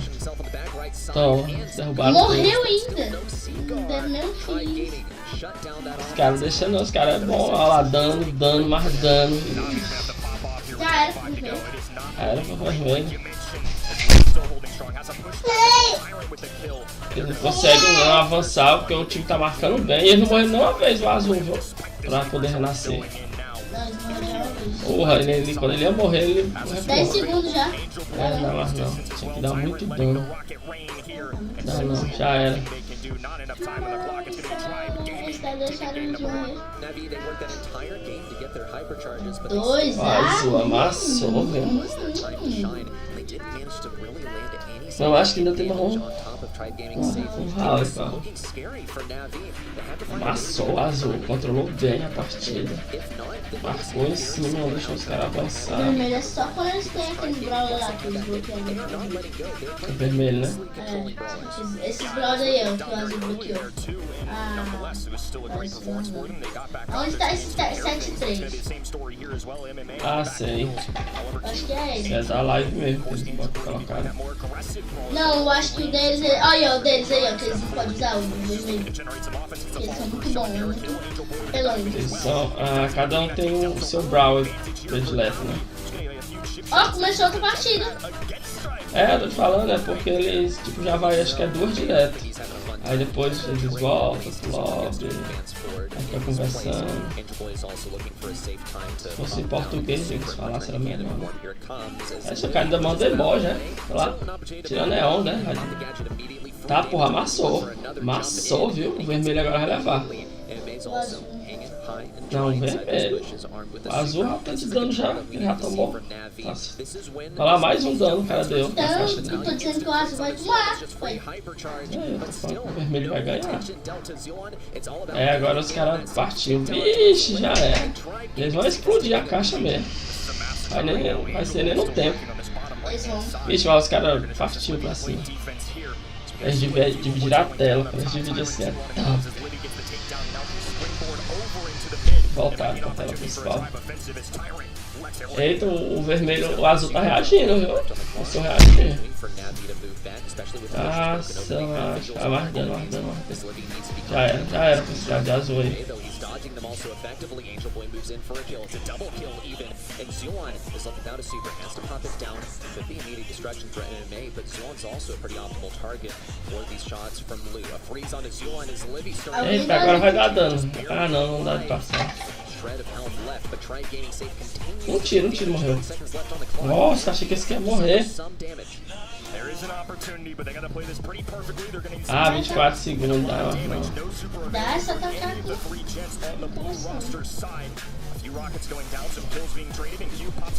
Eita, mas ainda deram muito dano lá, viu? Derrubou já era. Caralho, quase que eles levam ainda aí. Mas vamos levar. Mentira. Não, faltou um pouquinho. Mas eles deram dano também quando eles avançaram. Um deles avançou pra caixa. Foi pegada essa daí, viu? Foi disputada, a gente achou que... Disputa não vai não, é? Aí ele joga no tablet. Acho que todos É é muito o... melhor. É porque fica maior, né? Pra você pegar do que no celular. Será quem vai ser o campeão? Ó, começou outro. É a melhor de 3. É porque eu acho que é o desempate aí, né? Porque aquela hora o vermelho levou, o azul levou, o vermelho levou, agora quem ganhar ganha ponto. Ganha a partida, exato. Já deram dano o azul, do azul. Eu já matei sim. 100% MMA, just kind of dropping a defensive super there. Vai Doesn't want alimentar anybody as approaching his side. Ah, Allow him time for merda him to mesmo, viu? recover. Angel Boy gonna need some time. Tá porra, velho. O poder desse Se cara, ele eu acho. derrubar eles aí, Ah, já era, agora dando na caixa lá. Deu muito. Eita, agora é porra. lapada, viu? Muito dano agora. Terceiro o azul me escondeu. Azul é o melhor, mano.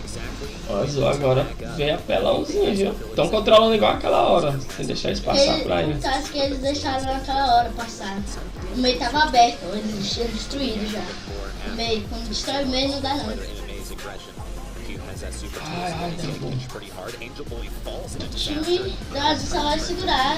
Porque eles têm que dar um ponto. Mas não dá mais dano. Se ele derrubar essa daqui. Aí, derrubou. Ah, mas o outro já nasceu.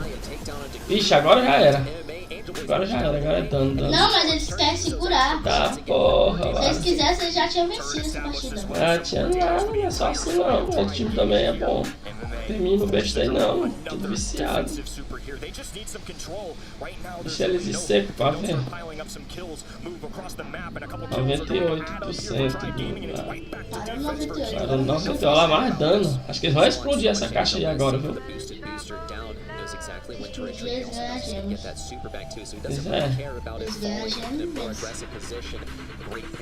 Acho que eles vão conseguir explodir, viu?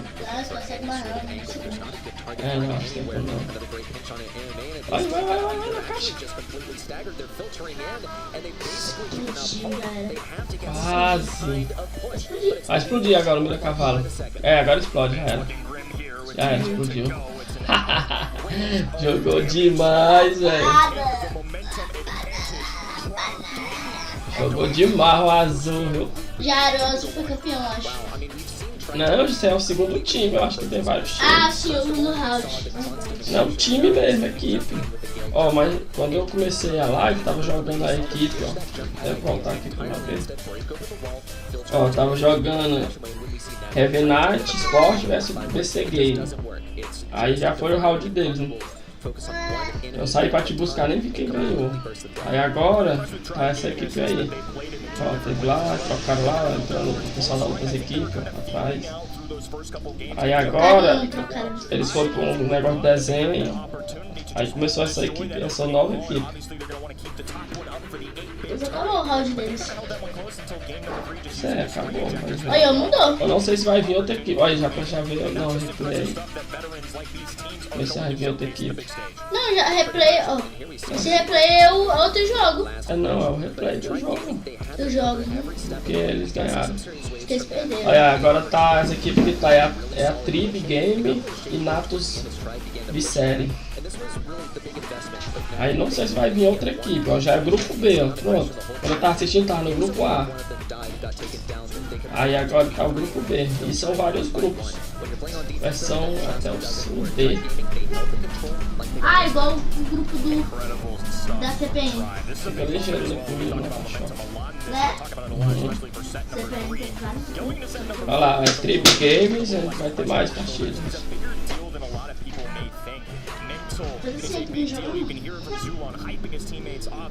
Faz assim, faz uma live aqui pra mim. Então eu jogo um pouquinho.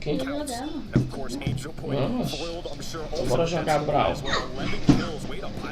Não é dois aí. Tu deixa a partida rolando, o negócio rolando no áudio. Ou deixa pro áudio. Deixa pro áudio, só tem que deixar muda. A tua avó mandou. Quando começa outra partida aqui. Vou mudar aqui. Quando começa outra partida, deixa só na música de fundo aí, né? Pega todos esses. Hot 11. Hot Zone. Esse mapa aqui agora, né? Que eles estão apresentando, que vai ser o próximo confronto. Né? Eu gosto desse mapa aqui. Você tem que tomar o negócio, você mata muito, cara.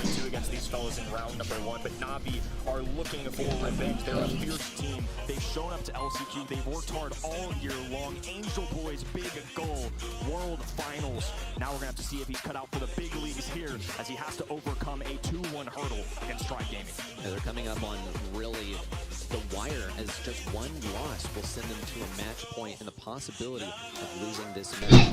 Galera, vocês gostam desse mapa aí que eles mostraram, Hot Zone? Eu gosto, só que é por causa que se os caras não personagem bom. Vocês que jogam Brawl, vocês que jogam Brawl. Gabriel disse que gosta, também gosta. Na verdade eu gosto de todos, menos o Pique Brawl. O Pique Gema. Aquele mapa é chato, né? Pique Gema é chato. Cordélio, como é esse aqui? Escolheram um já. Deixa eu ver. Esse aqui é um MMA ainda. Esse cara aqui é aquele cara que você controla o corpo do outro. Eles fazem muita suspense pra escolher os Brawl. Aí aquele que já foi pra Tribe Game mesmo. Então são 2 rounds, né? Dois embates. Se terminar 1 a 1 pra cada, eles vão pro terceiro. Acho que se alguém ganhar os dois seguidos, aí já conta o ponto.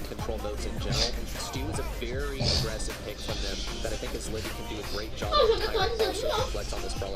Ah, porque tá no campeonato. O Brawl Stars atualizou? É, porque tá no campeonato. Pra mim, eu acho que não atualizou não, pra mim. Deixa eu olhar aqui.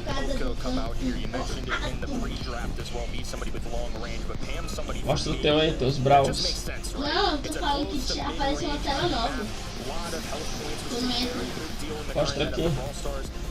É, tá tendo campeonato mesmo, é mesmo. Deixa eu entrar aqui pra mostrar pra galera. Notícias. Vou mostrar aqui pra vocês, galera, a tela do meu celular.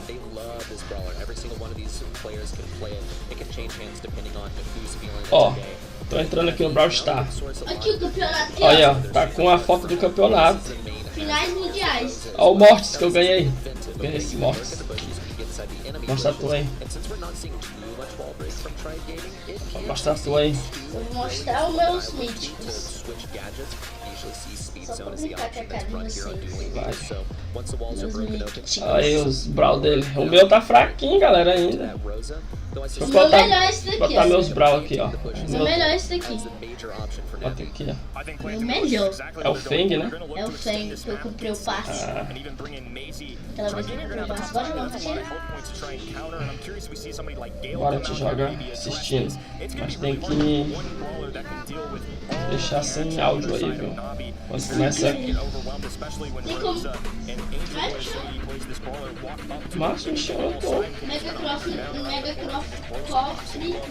curtinho. Ó, dizendo Mega Cofre no ladinho curtinho. Vai, vai começar. Ele escolheu qual é esses Brawl aqui, viu? A Colber. É o nome dos... Porque aqui a gente podia ver o nome dos personagens, ver o nome dos jogadores. É isso mesmo. Olha esse skin do Mox. Bonito. Esse Spike aí é bom, né?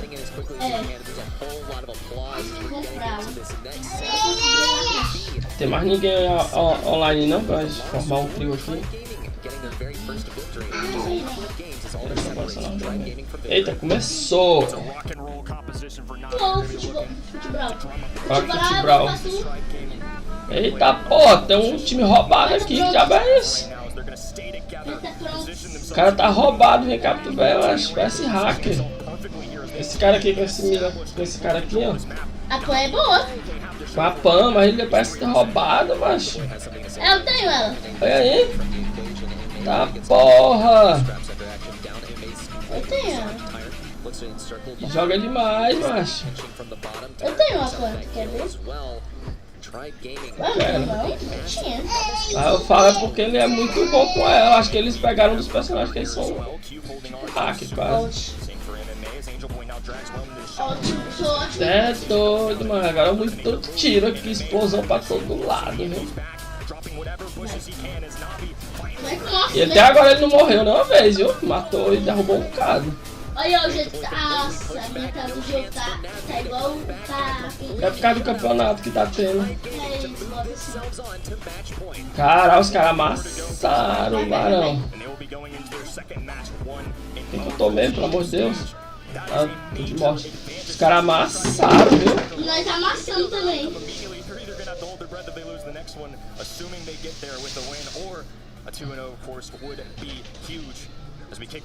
Go!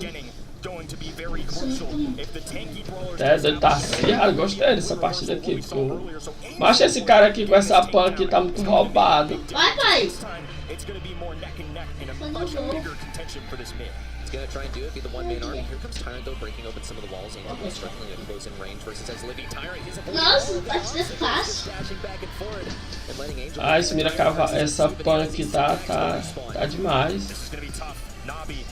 E aqui não é de caixa não, acho que aqui é só. Mas tá pau a pau, mancha, a porcentagem aqui, ó. É dano esse aqui? É. Não, dano não, do negócio, né? Pau. Tá, o azul tá com 48, 49, 50. Olha lá, galera, no cantinho da tela aí, galera, só vocês olharem. Deixa eu mostrar aqui, ó. No cantinho da tela aqui, galera, em cima. Lá, 60, 70, tá contando. Até doido, os caras estão 77, vai ganhar. Tá com nós.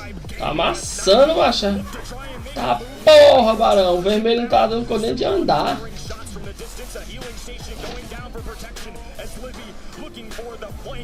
Ih, já é 95, 96, já é 100%, já era. Macho, o vermelho nem andou, macho. Se tu vê, macho. Macho, Nem andou o vermelho. essas coisas, né?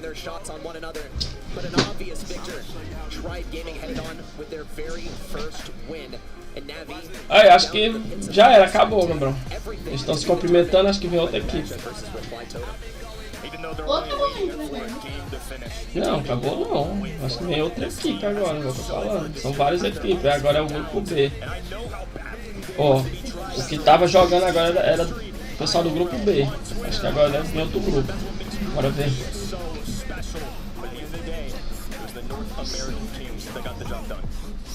Mas tá aí, tu não vai ficar ligeiro não, já falta de apertar a conta. Jogar de Brave. Pra ver se meu Brave É, vai tá vindo outra equipe mesmo. Eu acho que deve ser da equipe C agora.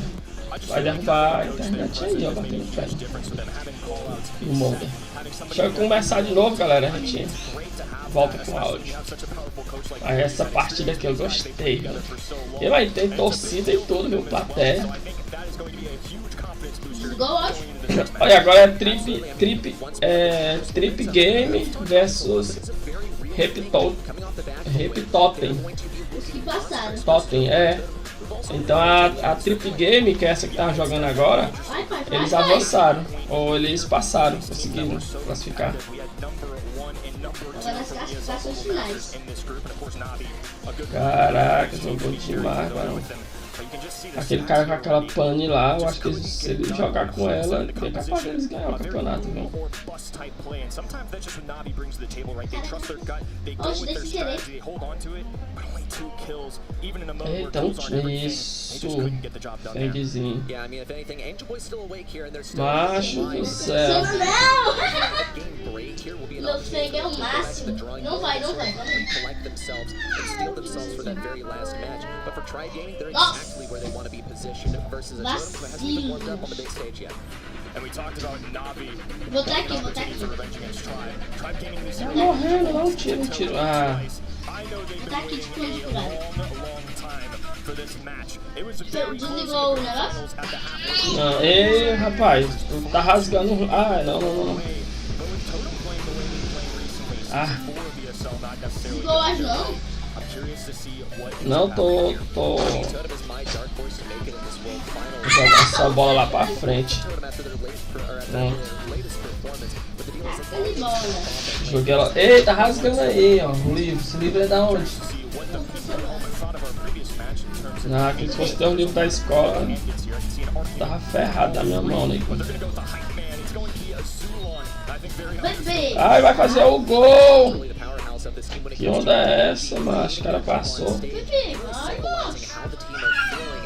Deixa ele. That's a big difference, right? The presence that you have in person, being able to get fist bumps, being able to hype up your teammates, it's something that a lot of these teams are going to bring to the table here. There's something about the LAN environment that just gives these guys a boost and makes them special. I mean, you want to talk LAN environment, though, and their next opponents are going to be looking really, really terrifying. Both of these teams feed off a lot of that crowd energy, and I think you can observe that as well. Once Joker, if Totem are having a tough time, he starts getting the crowd all rowdy. Zulon, you see him getting excited, too. It's really going to be a battle of the stage presence, I think, coming up next. I mean, I have no complaints about that, of course. It's going to be an awesome match. It's already been a great start to Group B. Even Navi still not rolled out. Bora, cadê os outros times pra começar logo? Galera, agora é Trip Game versus Totem. Can't get very, very close. You need to get those set victories losing game victories in to make it matter the most. So I mean, honestly, this is sort of the storyline for Navi this year. They got some wins early on, and it all came down to the other matches playing out. So some things carry out in the most cruel ways, it seems. And the good news for Tribe Gaming, of course, is they now control their own destiny. If they come in here against Totem and win, good for them. But we've seen times this year where Navi, even qualifying for things like LCQ, weren't in control of that destiny. They had to see what other teams had to do, and that's nerve-wracking and a huge confidence boost, especially somebody like Tribe Gaming. If they do end up getting that big victory here on this next one, now they know they're capable of taking on just about anybody in the world, because this is a very powerful group. Well, they're coming off the back of a win, so it's looking quite hopeful there for Tribe Gaming. They got some good drafts in there. They used some inventive things. Hopefully they didn't reveal their whole hand for Reply Totem. It's going to be different maps, of course, so not everything is out there just yet. But Reply Totem, certainly with Coach Roll at the helm, have been labbing something. I think both of these teams are going to be cooking something special. I mean, we even saw it in match number 1, right? There were some strategies that may have been of old. Maybe they brought in something new that I wasn't used to seeing. I mean, Hypercharge in the mix as well. It's really tough to be a Brawl Stars coach in this day and age. There's so many moving parts, new brawlers, new meta. It's just ever changing. Even the scrims have evolved.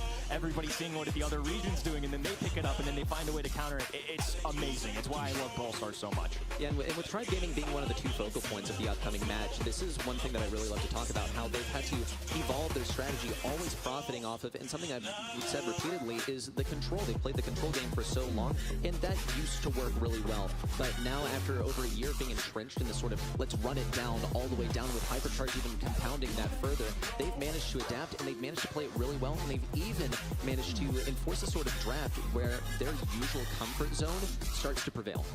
Yeah, I think the way that we've evolved in Brawl Stars has been really interesting. It's not just the brawlers you select, it's also the strategy behind it too. Health points more important now than ever. Yeah.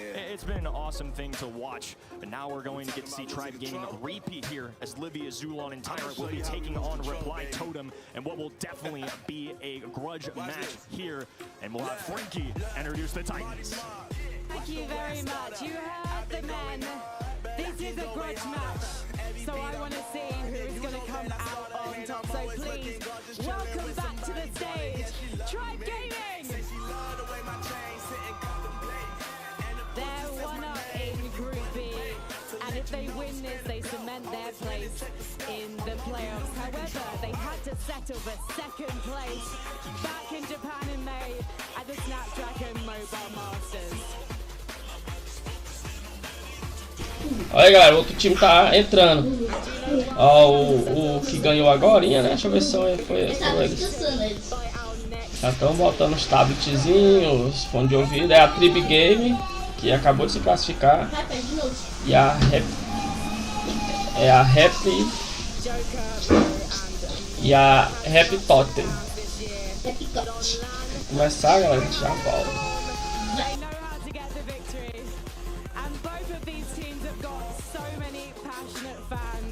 On their side today, we can see the Italian flags in the audience. We've got Tribe Gaming's North American fans in the front row. But so before we go into the game, let's hear it for Reply Totem.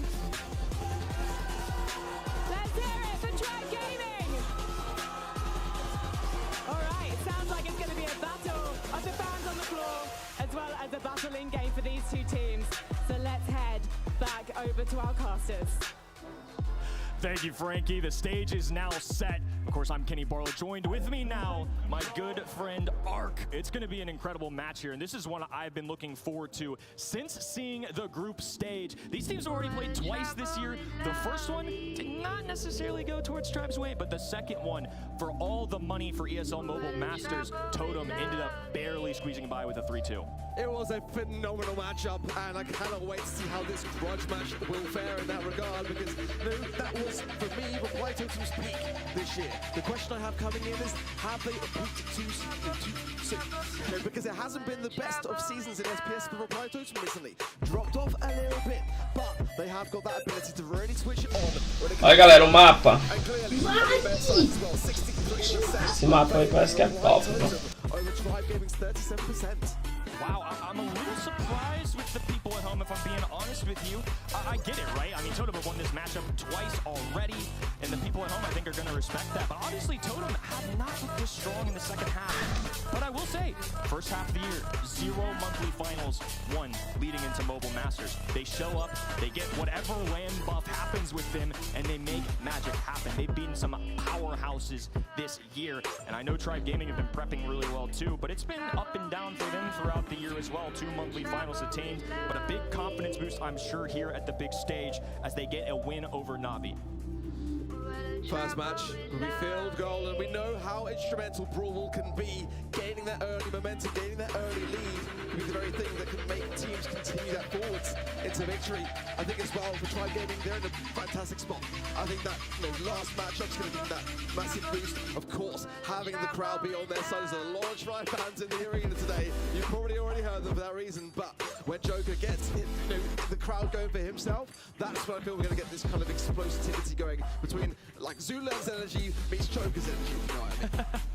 They definitely both have that dynamic player, right? And I love that. That's what makes the in-person events so special, right?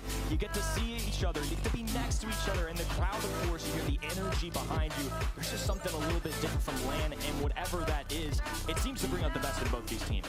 It takes teams into a different place. You're able to dial in and step up that gear, and that's what we tend to see. When Tribe really are under the thick of it, when they're put under the pressure, sometimes it's a little bit of that could be the difference maker. But certainly, on paper for me, Tribe are that team that just got a little bit of an edge this year, coming in as that #1 seed from North America Eastern. 2 grand final wins, 5 grand final appearances to the 1 grand final win. Bora começar. Grand finals appearances, of course. Many say that in the EMEA region has that kind of like difficulty to make it through to the later stages of the bracket. But nonetheless, I've got to say, the win percentage on the side of Tribe Gaming, it's tasty. It's very tasty at 81%.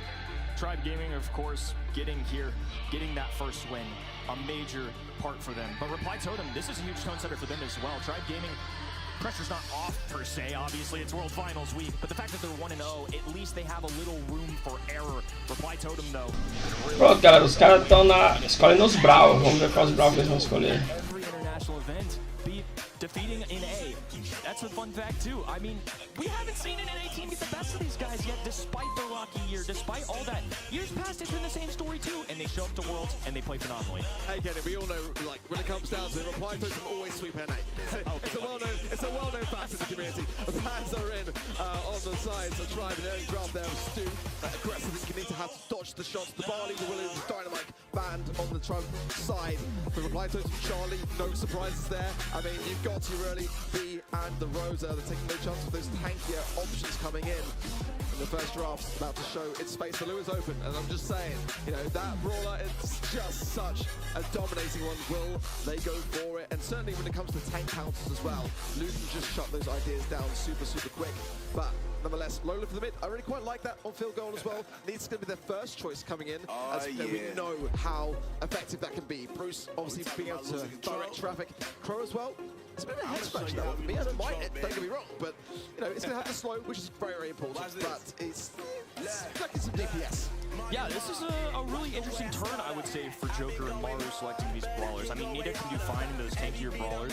Zulon, of course, on the stew.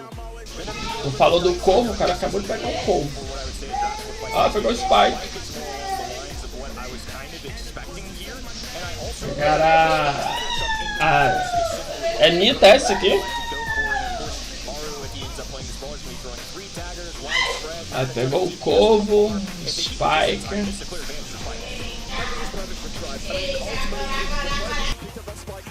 It's a really great matchup into that stew and just keeping it suppressed, and ultimately when that life plant eventually goes down, that's the kind of more preferred gadget in the scene. It's just delaying some time, keeping you healthy along the way as well. Third final pick here for Tribe Buster.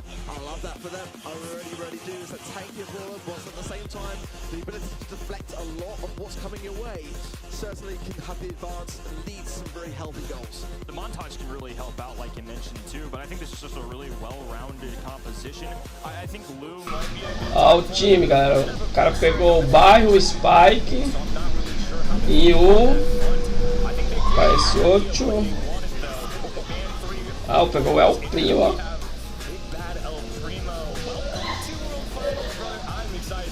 Caraca, Barão, é o Primo. Aí o Corvo do outro time. A Anitta e o El Primo. Partida acirrada, viu?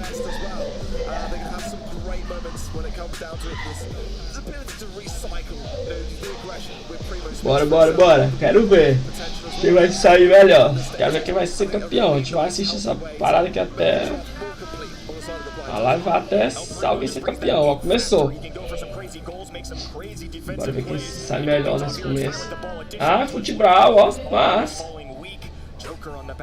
O modo que eles escolheram foi futebol. Ó, o Spike tá com a skin top. Gabriel. Eita. Gol. Quebrou tudo, galera. Golaço. 1-0 pro Reptot.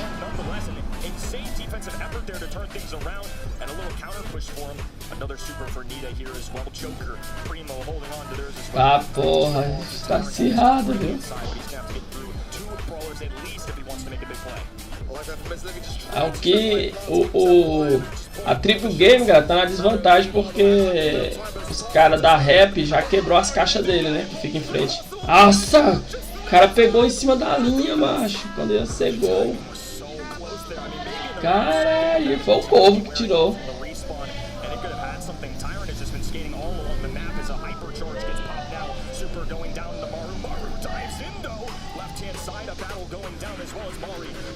Ah, ela é mala, ela bota a Anitta, ela bota o bichinho dela e vai atrás. 54 segundos, menos de 50 segundos. Queria que empatasse pra mim. Pra me ver. Caralho, tá acirrado, tá acirrado, tá acirrado.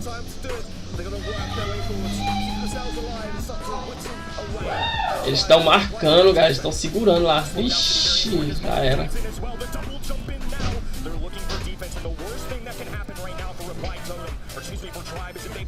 O cara lá tá segurando a bola, tocou pra lá, eles estão tipo segurando 1-0. Estão segurando 1-0 a Reptot. É isso, é isso, é isso. Vai dar não, vai dar não. Olha aí, olha aí, olha aí. Cara, empatou! 1 segundo eles empataram. Cara, agora disputa. Disputado, viu? Eita, porra, essa partida aqui tá top. Ninguém vai na bola. Quem é que vai o todinho na bola? Pegaram.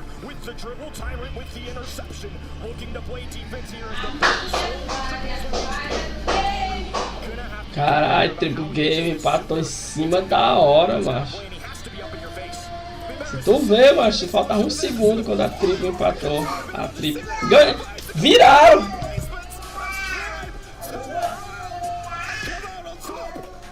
Viraram, galera. Caralho, jogaram muito, viu? Jogaram muito, viraram 1-0 pra Triple Game. Virada de virada. Tá. Ó, vamos ver o replay. Ó. Macho.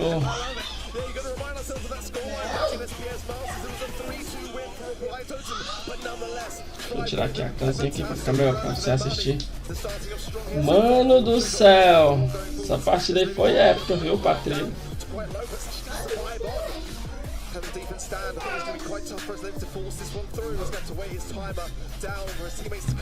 Na verdade aqui já é outra partida, né? Não é replay não. Já tá. Porque é melhor de 3, eu esqueci. Melhor de 3 se o outro time ganhar. Agora a Rap tem que ganhar pra empatar. Pra levar pro... Oxe, já fez gol contra? Que viagem! O cara viajou legal.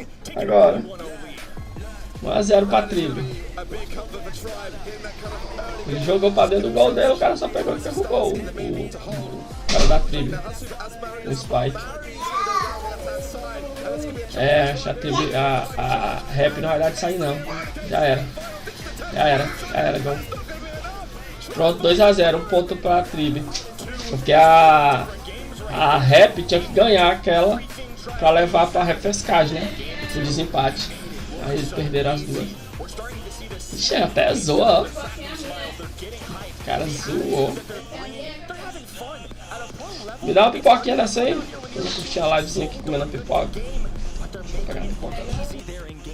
So taking a 1-0 lead, especially off the backing of a victory against Navi before, Tribe Gaming are looking dangerous. I think it makes a lot of sense. It makes a lot of sense for that very reason, but also you gotta look back at the history of Tribe Gaming as well. Zulan, 4 World Finals appearances, as has Tyrant, and they've got a wealth of experience on that land setting and that stage. And when it comes down to it, when things are going your way, you know, that's when everything is going to be at that peak, that peak level. It's just if Reply to start to bring back a few sets here and there, where Tribes can sometimes crumble. You know, when it's going good, it's going great, but when it's going badly, that's when things can unravel fast. If you're Totem, you can't drop this next one. It's as simple as that. You really don't want to let this get away from you if it comes down to it. Tribe Gaming already hot off the heels of a nice victory there. You're starting to hear the comms here as well. They're getting hype. Handshakes all around. And look at the stats here. 10 and 10 for his Livian Tyrant. The duo and Tyrant. 450 DPS art. I don't know if I've ever seen that high. It's ridiculous. It's absolutely ridiculous. I saw it into the low 500s towards the end of the season, but that on the world stage is thoroughly commendable. And it just goes to show as well, having that support, having that early start is something that Tribe, time and time again, have proved to be able to continue forward in these sets. Now, I've got to say, for me, the draft on the side of Reply was a little bit on the weaker side. That final pick, I really like the idea, but there was a kind of clone that's a little bit lacking in DPS. I want to see something next that's going to be able to shift my opinion a bit more and give Tribe more room for their money. Yeah, I think that 2-3 turn got him in a little bit of trouble there, right? I think the Crow versus the Spike, not the easiest matchup in the world. And I just feel like in general for the meta right now, especially with hypercharges in consideration too, there might just be some better options, right? I think it wasn't poor by any means. I mean, both of those brawlers were good, but we just didn't. Rapaz, a galera da tribo amassou. Vou chamar de tribo, viu, galera? Ó, no outro mapa aí. Hot Zone. Eita, muito obstáculo, viu? Temos lugar pra se esconder. Sprint. Have a confidence worthy of things to cycle in.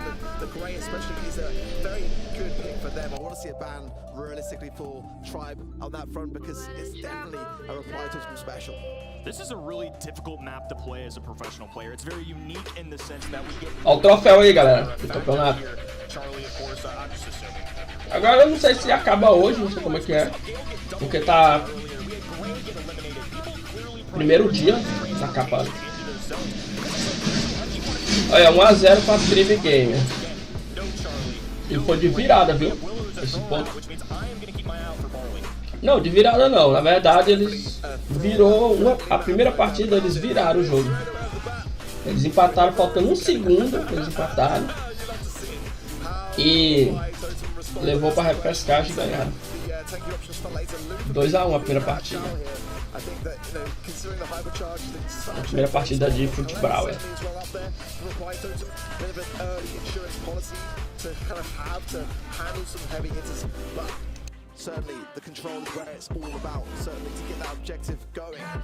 Rapaz, eles deixam pro último minuto pra escolher o Brawl. Deus me livre, olha lá, último segundo.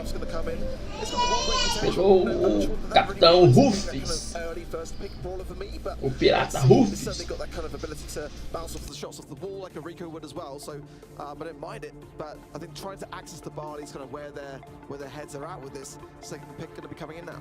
Yeah, I think they're going to want to take down some walls on this map to make sure that they're good. And there's the train conductor. Look, he can be a chaotic agent in these types of modes. The more he can establish himself and his supers, he can just zoom around the map and just stay in a hot zone, keep people out of it. I mean, he can literally drop a little circle of his own around any hot zone and just play defense.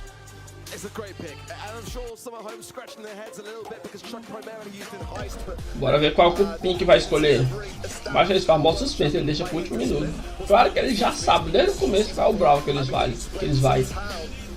Quando o outro escolhe, eles já sabem. Pegou o low. Agora bora ver o que o outro vai escolher. Óbvio, vai esperar pro final. Espera uns 30 segundos todinho. Another interaction that you notice too is you see Cordelius in this band stage, and of course Cordelius a great answer into Chuck, who can immediately remove him from, you know, moving along the map. So I'm curious to see if that was on their mind from the get-go here after they having the picks 2 and 3. I'd be a little surprised if Chuck was the 101 overall, so I think they had that maybe in the back of their heads. Jesse. Pegou a Jesse. Gaming, a couple hypercharges in the mix. I think Blue is just a fantastic. A Jesse é aquela pelona que o cara tava jogando.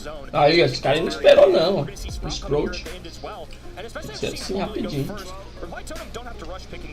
Bora pro embate, né? Bora pro embate. Eu tô torcendo pra tribo gamer.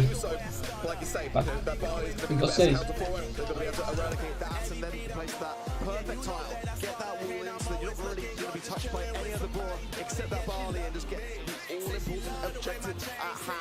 This is a very crucial set. The reply team have got to seize, or I really do fear the Tribe might be running away with it. Let's see how things will start early on. Momentum riding with Tribe, a unique start. Começou. A tribo, galera, é de azul, viu? A Replitot é a vermelha. A tribo já tá na frente, ó, com a 15% lá, ó. De dano, né?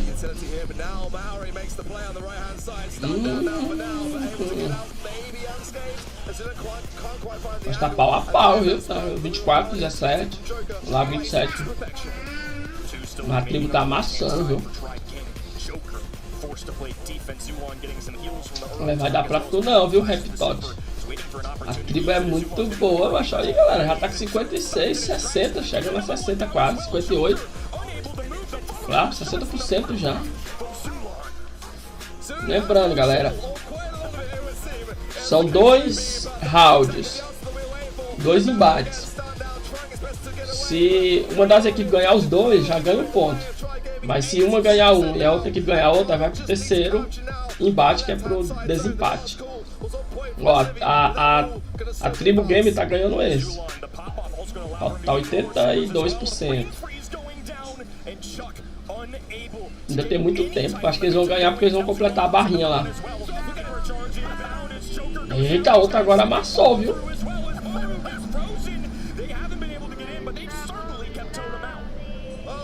Aí, ó. Realmente eles conseguiram. Eu acho que eles vão levar pelo. Já era.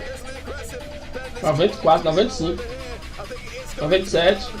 Já era. A tribo ganhou. A primeira partida, ela não ganhou o ponto ainda. Vai descer mais uma. Se ela ganhar de novo, aí ela leva o ponto. Mas se a Repitot ganhar, aí tem mais um embate, que é o embate do desempate. E eu tô torcendo pra tribo, né? Os caras jogam demais, viu? Ó, já começou o outro round, o outro embate.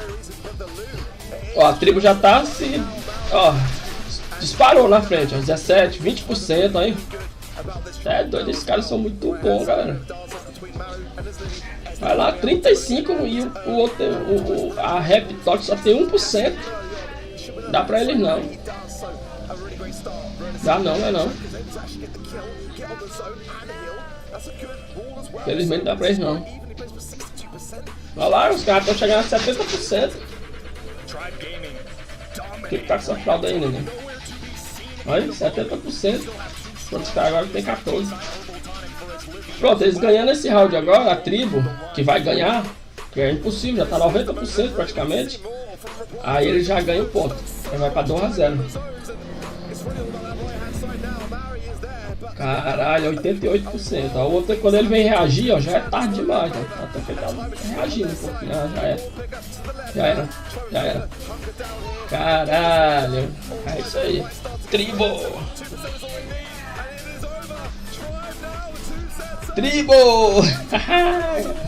A tribo levou. Vou botar a camisa aqui, galera, que eu tava suado, por isso que eu tava sem camisa. Totem was nowhere to be found in that second game. And it's unusual too, and you know it was going well for Tribe when they took the away court before they got their own side. All they had to do was walk back to the other end, get the last three remaining. I mean, they had 3 brawlers standing firmly on Totem ground. This is going to be an all-time high for Tribe Gaming. You got to think right too. Had your number at the halfway point in the year against a team that many regard as land demons. And right now, Tribe Gaming are the ones ahead, 2-0 here. This is not the start I imagined. I thought it was going to be much closer. Acho que é a última, galera. O cara até zoa. Se a tribo ganhar, eu acho que já era. A Rap Totem é eliminada.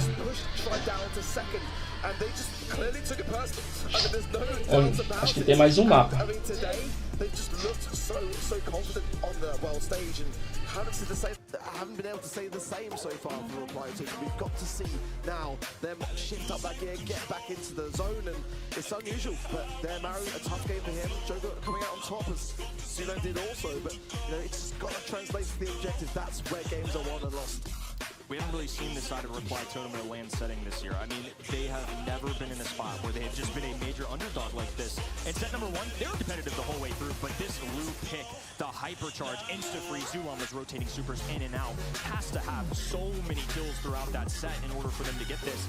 And he did everything he needed to do. I mean, game number 1, they were in complete control the whole way through. Game number 2, all they have to do is establish a little control at the end tier, and they creep up to Sendo replay aí, né, galera? É, replay, exato. Eu saí, quando eu voltei, olha, é um replay mesmo. It's a win, absolutely. I mean, no doubt in my mind. But you know, again, going back to the draft, this is where Reply Totem. Bora, meu filho, último embate. Caralho, os caras tão tristes já da Rap. Mas também os caras levaram sacode, mano, tá 2-0. E a primeira lá foi Fruit Brawl, a primeira que eles desceram. Eita, esse mapa aí é pique gema, né? Vou jogar pique gema agora. Então, pelo que eu tô vendo, começando a entender agora o campeonato, o primeiro partida é Fruit Brawl, o segundo ali, não sei qual é aquele lá de porcentagem, e o terceiro é pique gema. São os 3 mapas que parece que eles estão usando, os 3 modos. Trib Game é nóis. Cara, aí eu tô aqui, é nóis. Trib Game. Eu não tô achando pra tribo. Olha, 2-0. Os caras da Rap tá mó triste, ó. Olha o troféu, galera. Eu achei bonito esse troféu, vocês acharam? Achei bonitinho esse troféu. Pera aí, já volto pra câmera.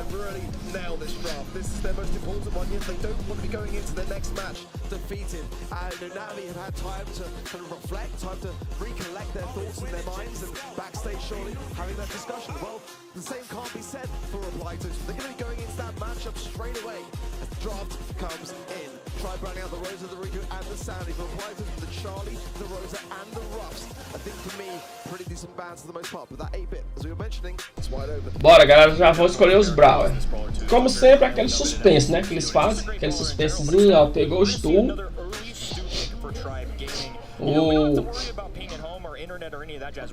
O cara da tribo, né? Da tribo que ele pegou o stun, vamos ver o que o integrante da Rap vai pegar. Já tava saindo as varas de fundo aí, a mulher falando, o neném gritando, porque é assim mesmo. Ele acordou e aí, ó, pegou o 8-bit, o cara da Rap. Ele pegou lá, nem vi qual é. Olhando assim, eu não conheço. Bora ver o que o da tribo vai pegar, o da tribo. Vou encostar aqui, não, peraí. Vou encostar aqui, vai ficar mais. O Sabá foi uma razoalha que tá vindo dali, né? O neném gritando, a mulher falando, tá muito Gabriel. Gabriel tá ali, galera, tá jogando futebol.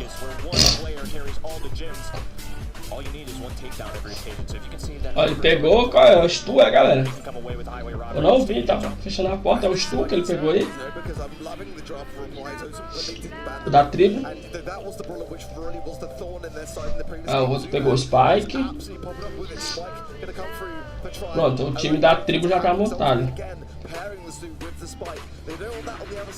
Vamos ver agora, deixa eu tirar aqui a câmera aqui pra dar de ver melhor. Ai, pegou a pipe. Deixa eu suar aqui, tirar o áudio. This is going to be a really interesting layout. You know, you don't typically see both of them play on the same team, as usually one of them's the mid, and then you move on to pick your lane brawlers.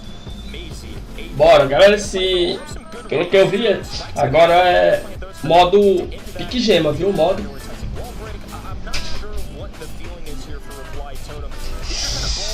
Eita, o negocinho abriu a porta. Foi, pai. Deixa eu tirar a câmera pra ficar melhor pra você assistir. O modo é pique gema, se eu não me engano, galera. É pique gema mesmo. Lembrando que eu tô na torcida pra tribo game, né? Mas eu queria que a Rap ganhasse pra dar mais um fôlego, né? Pra se estender mais as partidas. A tribo é muito boa, até que tá pau a pau. Ei, macho. Coloca aí não, leva pra tua mãe, leva. Tá pau a pau, galera, tá, ó, cada um tá com 3 gemas. Pau a pau. A tribo tá com 3 gemas e a Rap Tot tá com 3 gemas. Vixe, já era. A tribo tá com 1 gema agora. A Totter 6 gemas pra Totter. A Rap Tot. Pique gema é um modo meio dificilzinho, viu? Eu não gosto muito não de jogar pique gema. Eu gosto mais de futebol. Futebol e aquele modo mata-mata, né?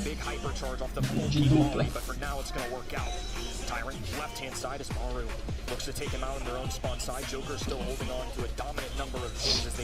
7.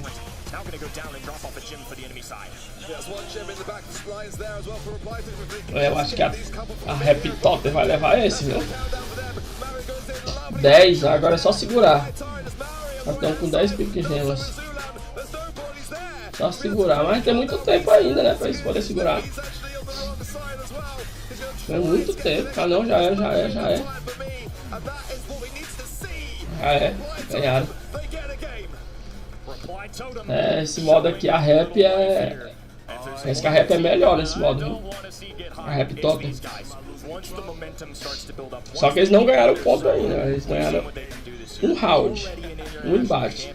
Agora se eles ganharem de novo esse outro embate, aí eles fazem um ponto. Vai ficar 2 a 1. Bora, começou. Se a tribo ganhar, eu acho que a Rap já é eliminada.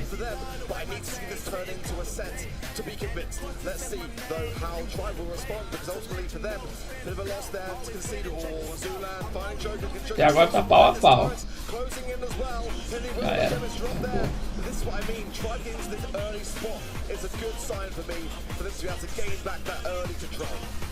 Eu acho que eles vão equilibrar, viu?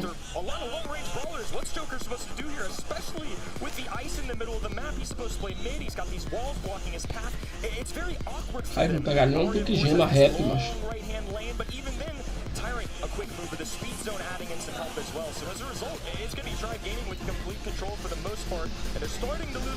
Vixe. Joker just trying to find a little bit of an opening there. He will find one onto the bush. A lovely position there, just another good time to get away. 6 gems into the pocket of Tribe Gaming. And I do worry as well if Joker gets into the radius. Tá querendo pegar a gema ou vai. Pegou ele. 7. Tá pau a pau, viu essa aí.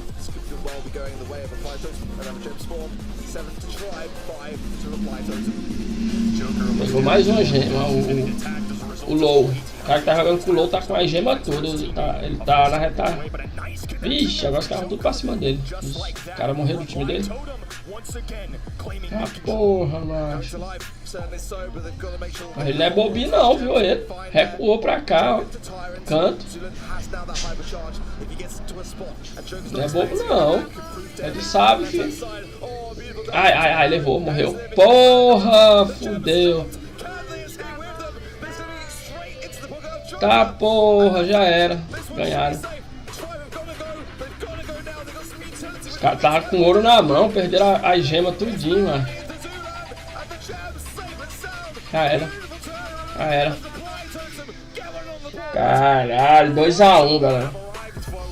Pique gema não é o forte da tribo não, viu? 2 a 1. A rap fez um ponto.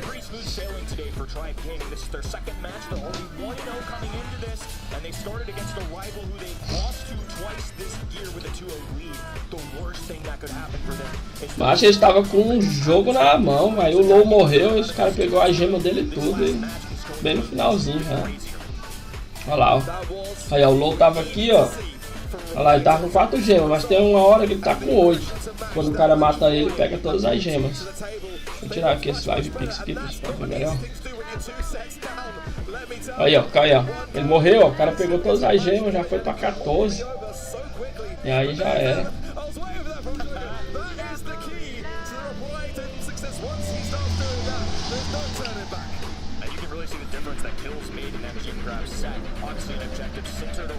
Aí já é.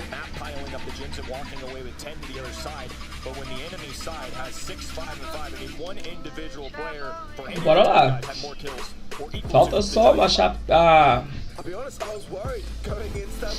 a tribo ganhar um embate para fazer mais um ponto. Olha o troféu, o troféuzinho. Achei bonito, viu? Aí o outro modo. Não sei que modo é esse. Acho que esse aqui é o que é mata-mata. Golden Ghost. Modo é esse, vocês acham? Como não é português, nem os nomes é português. Eles faziam, né? Acho que não tem tanto jogador assim aqui no Brasil do competitivo. Que aí é a galera do competitivo. Eu mesmo jogo mais pra me divertir. Tem uns caras do YouTube que joga mais pra fazer conteúdo. E competitivo mesmo, eu não sei se tem alguém aqui no Brasil que joga competitivo. Vou tirar aqui, ó, pegou a Piper. Se for, vai. I do worry about these later picks. Barrels and such could be really quite crucial.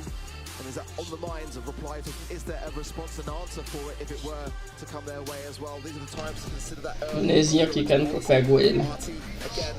RT? Esse personagem nunca vi não.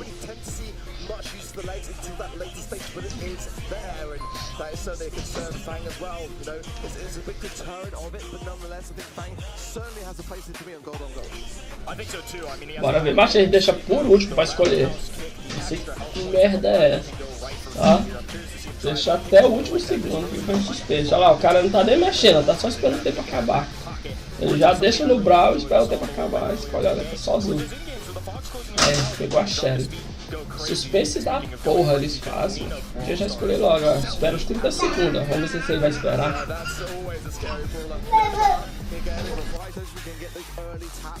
Before the gas starts to close in and really find and seek and destroy, but it's not there in the late game, and certainly the Piper can do just that. And the more that Shelly breaks along the way, then that's going to aid in more to the Piper pick. So I'm still liking the draft on the side of Reply to so far, but they've got to add more to the kettle and make this really, really count. This is a set they've got to win. There's no question. Lou again, you know, it's viable everywhere. It really, really is, especially in the late game. Sprout for control. I don't necessarily mind it, but at this stage in the draft, it's leaving itself open to some big counters. Bangs a heavy one of them. Ó, pegou o Grow. Acho, né? Vim aqui em cima de mim. Nem vi o time. Tava aqui pelejando com ele aqui, porque ele tá querendo que eu pego ele. Mas só que ele quer subir. Ele quer subir pra cima do computador, galera. Aí começa a mexer em tudo. Começa a mexer, apertar os botões aqui, pegar no mouse, aí estraga a live. Ó, tá aqui, ó. Tá bem pequenininho, pequenininho. Cara, deixa eu mostrar aqui. Só mostrar você. Ó, tá aqui, ó. Querendo subir pra cima do... Quer assistir mais eu? Vou assistir lá o campeonatozinho.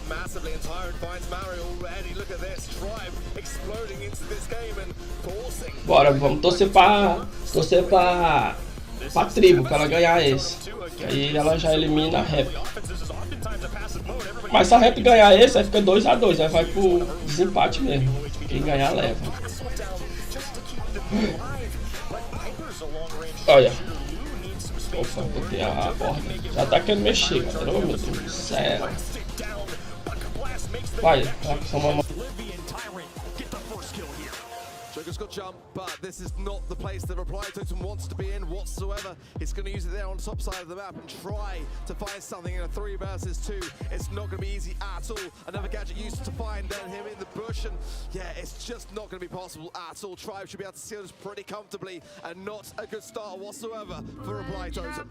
And to make matters worse, all 3 brawlers from Tribe Gaming, they have a super at the ready. So they won round number 1, and now they come in with a huge advantage to the superless side of Reply Totem, who had to use them out of desperation there just to try and get back in round number 1. This time, though, a much more even start and footing. Tribe Gaming can kind of just save these to the end. They can use a Shelly super, a Grom Bomb to get some insane damage there and really just put Totem in a tough spot.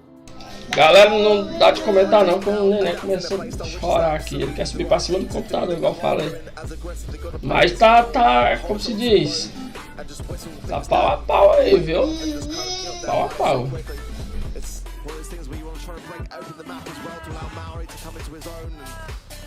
Making a play on the right hand side, pops the pay pitches is there on the gap in front, but that's going to fall to hand. Bromwell goes in, and Chunker goes down. A 3 versus 2, and Tribe exploding yet again onto the scene. Tribe with a huge advantage, and now a hypercharge in the mix as well. The easy follow through shot, and Tribe Gaming are going to be a next. Aí, ó, a tribo ganhou. Ah, agora se ela ganhar mais um, aí ela faz o ponto. Se ela ganhar mais esse bate agora que vão descer, ela já elimina a rap. Bora lá, né? E aí, vocês estão torcendo pra quem? Bora torcer pra Triple Game, galera. Bora, já começou a outra. Se eles ganharem mais essa, aí já elimina a tribo, viu? Ou elimina a rap top já do campeonato. Starting to regress back to what we saw in sets 1 and 2. They can't go out as early, they can't provide these supers. Shelly, Grom are going to be punishing towards those end games that they allow it. Nice taps there from Zula onto Maru and Maori. And again, that Hacks gadget, it really can just whistle down the damage and just secure the kills. Ultimately, that is what RT is so good at doing. Great value from Tyrant. Oh, the 4-tap there was wonderful. The clay pitches come in, but now a 2 versus 2. This is still achievable for Reply Totem. And they have a loose super as well. Mari doesn't have one of his own, but not nearly as important towards these end games here. Livy can be able to hunker down and stay back. The connection from Mari, and now the sniper shot's going down for Shelly as well. Back and forth right now as they're gonna have to dance around each other's shots. The fog closing in as well.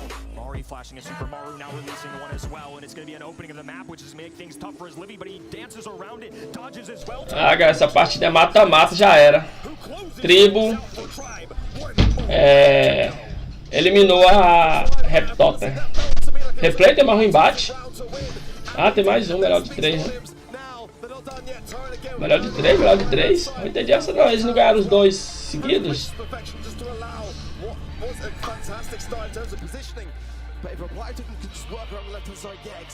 Então, bora ver. This one still has a fighting chance, but we need to see more still. They've got to start to land some shots, land some early kills, and get an early advantage. You're going to see as Livy kind of migrate up to the top here too. He's trying to take advantage of these walls as Mari goes down, the sharpshooter, and RT on the other end. They're going to be dancing between left and right hand side, trying to figure this out. They're going to have to lob some shots up, try and make some connections, because towards those end games, the super are going to be oh so valuable. So goes a Grom Bomb, and he find nothing with it. Let's see now, the Python can start to allow Maori to really come into his own here. As everyone is present, the wall will land and that will force out Tyrant and separate him from the party. Maori on the bottom, lands some shots. This one could be over so quickly. Tyrant with a smash. He's going to find Joking. Finds two. Oh no, it's gone from bad to worse. And Tribe. Eita, já era. A tribo levou. Levou. Ah, já é. A tribo eliminou a Happy Gamer. On the big stage, in the big moments, back-to-back victories for the #1 seed from North America East. Tribe Gaming will be moving forward to day number 3. Tribe looked at home. They looked at home. They looked thoroughly prepared and meaning business. I mean, they really did shine for me. More than any other team so far today in the groups, I've got to say, they're looking the strongest to me, and that was such a display. That really was. I mean, they just laid down the gauntlet at the earliest possible moment. I'm sure many of the teams watching backstage, they're quivering. I'd be nervous too. Awesome performance here and a huge step up even from what we saw at Masters, right? They played Reply Totem, lost. É isso aí, galera. A tribo eliminou a Happy Totem. Ó, 5 minutozinhos para começar o outro embate. Tá aqui embaixo na tela. Então daqui 5 minutozinhos eu volto. Vai ficar passando aí e já volto para comentar. Mas essa daqui foi uma das mais acirradas que eu assisti, viu, galera? Do campeonato. Olha lá, já tá vindo as outras equipes. Ó, lá atrás, lá no fundo, lá, ó. Ali é da BC Game, isso, é a BC Game. Foi quando eu comecei a live, a BC Game tava jogando. Aí, ó, os replay aí da tribo, eliminando a Red Totem. Agora vai ser uma partida pesada, viu? A BC é boa, a BC Game. E eles já estão se posicionando lá nas plataformas onde eles encaixam o tablet para jogar.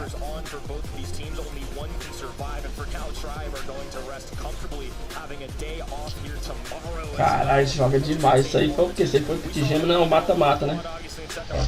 Aí já era, ficou só. Cara, e o gás é fechando, mas.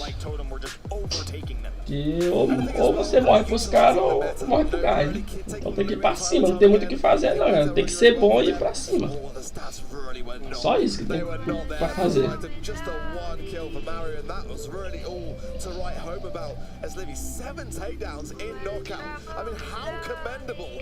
Pode esperar o outro embate, né? Começar o outro cruzamento de equipe.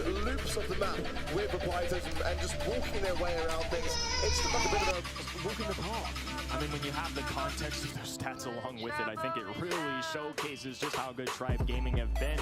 And that's going to be tough to shake off for Reply Totem here. Going into this next one, it's do or die here. They have to beat Navi, who's somebody they are very familiar with in the EMEA region. And both of these teams have had moments this year where at LAN they have popped off. But for now, Tribe Gaming, the victors, get crowned an MVP as well. So I'm curious what the people at home ended up thinking for that. And their selection is going to be none other than, once again, the hype man, Zulon. I mean, the way he was cycling with Lou in those early sets was just beautiful, wasn't it? Let's be honest. I think thoroughly deserved, and again, a very, very experienced player in the scene. 4 World Finals appearance. Well, this is his 4th World Finals appearance. I think he's done his homeage. Really, really proud, and I cannot wait to see how Tribe continues. Thoughts? Who they're going to face, in fact, later on. There's even only a 1% difference between Tyrant and Zulon for this one. Everybody doing their part for Tribe Gaming. So much to the point that the people at home at event.brawlstars.com are having trouble deciding who the best player was for the team that's just been such a strong performer today. I'm impressed with Tribe Gaming, and it's something that I will definitely be keeping my eye on for day number 3. In terms of our predictions, though, for this next matchup, you know, we were very 50-50 on this one. I think we went with Navi, with Reply Totem. I went with Totem. Totem. How are you feeling about it, having just watched them? It's hard, right? I think for Totem too, Navi have had at least a brief moment to breathe, to recollect themselves. And Totem, we're gonna have to see what they're made of here. Obviously, they won at the halfway point of the year with our big international land, the big money prize over some tough teams that are at Worlds right here, right now. They just came off a tough defeat. They had one really good set. Volleyball, they were certainly competitive, but they didn't have some great moments there in sets 2 and 4. At least Navi had a chance to breathe. I think it's gonna be a toughie here. I really don't feel confident in either if you want to know the truth, just because I think this is going to be a very intense match, and I respect both of these teams so much. I was very honest, very fair. I mean, certainly for me, it was the toughest one when it came down to those predictions to really decide upon. And Reply to them, again, they are a team that can bounce back. They got so much experience, and as a unit, they've been together as a roster for a very, very long time. And that, for me, is money. It really is. We've seen a lot of teams really adapting around the situation, just changing from player to player. But consistency is key. Having those battles together as a team, discussing things along the way, I think that does say a great deal about Reply to strength. But this is where it comes down to, is that pressure going to get to them? I think it's going to be a really interesting thing to find out. Our final match of Group B is going to come down to the wire. It's going to be Navi versus Reply Totem. Aí galera, os grupos. Grupo B, a tribo, né? Tá aí a tribo Game, Natus V7, Reptota, que acabou de perder pra tribo.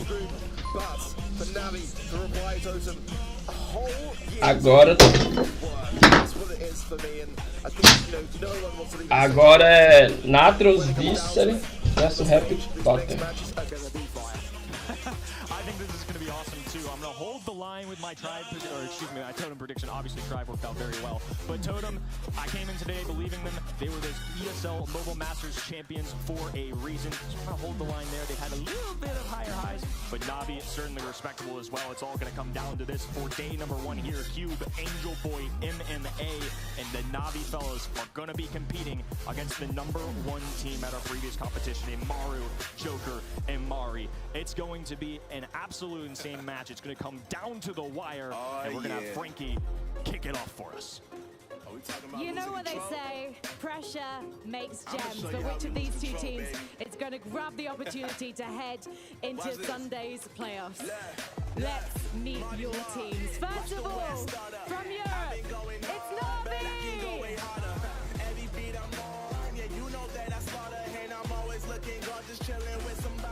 This team knows what it takes to progress when everything is stacked against you. They might be seen as an underdog in this European derby, but they've proved they've got what it takes to succeed.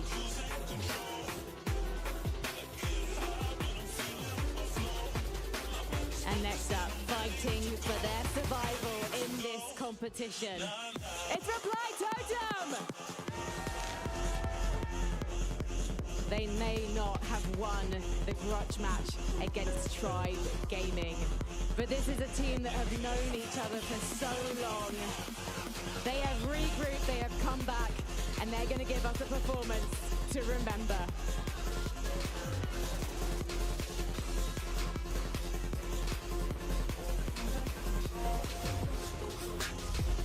One more spot remains for Group B. Who's going to take it? Let's head over to the casters to wrap this one up. Thank you very much, Frankie. We're back for the last match of the day, and we'll be saying goodbye to our second team of the day as well. This is going to be an amazing match. Both teams 0-1 at the moment. Yeah, 0-1, but there's a lot of history this year between these very two, and coming from the EMEA region, you'd expect no less. Run-ins in February and also in June, and Reply Totem came out on top in every instance, and as the number 2 seed, versus then the number 5 seed, it's just looking like it should be Reply Totem on paper. But Navi looked to me the more convincing of the matchups. I've got to say, watching backstage, Navi have just got that presence with them today. Reply Totem are looking quite sheepish, and that's an unusual thing to see. I mean, I have to say the same. I held out a lot of hope for Reply Totem going into this one, knowing their track record at LAN is pretty clear, right? It's almost spotless as well, taking second at Masters going into this. We had high expectations for their performance versus Tribe Gaming, but in a similar fashion, they were able to shut down Navi. Now we head into that very last match. It all gets started on Safe Zone for a little bit of heist action.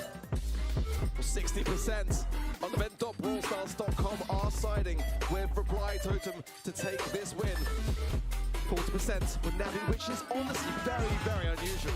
I mean, normally the Navi Nation on that site are just powering the numbers in their favor. That's not the case. That's a worrying sign for me already, but nonetheless, the play style of Navi early today. So let's see in Satan how it fares. I want to see an 8-bit ban. I want to see some awareness to Cordelis and how great he is to be able to counteract those big heavy hitters. Chuck as well, a big factor here. Daryl as well, in that sense. You've got to consider so much. There's a lot of brawlers which can really come to their own. Colette, that's an insta-ban thing for me. I'm going to see that, otherwise I really am worried. Yeah, there's certainly insta-bans at play here, especially with Hypercharge being such an amazing ability, and Colette already actually being a very viable ban on this map, a pretty go-to ban as well. And with 8-bit being in play, that enables the 8-bit a lot, having Colette out of the picture. One of the typical counters. Now getting into the draft, though, we'll get a taste of those bans.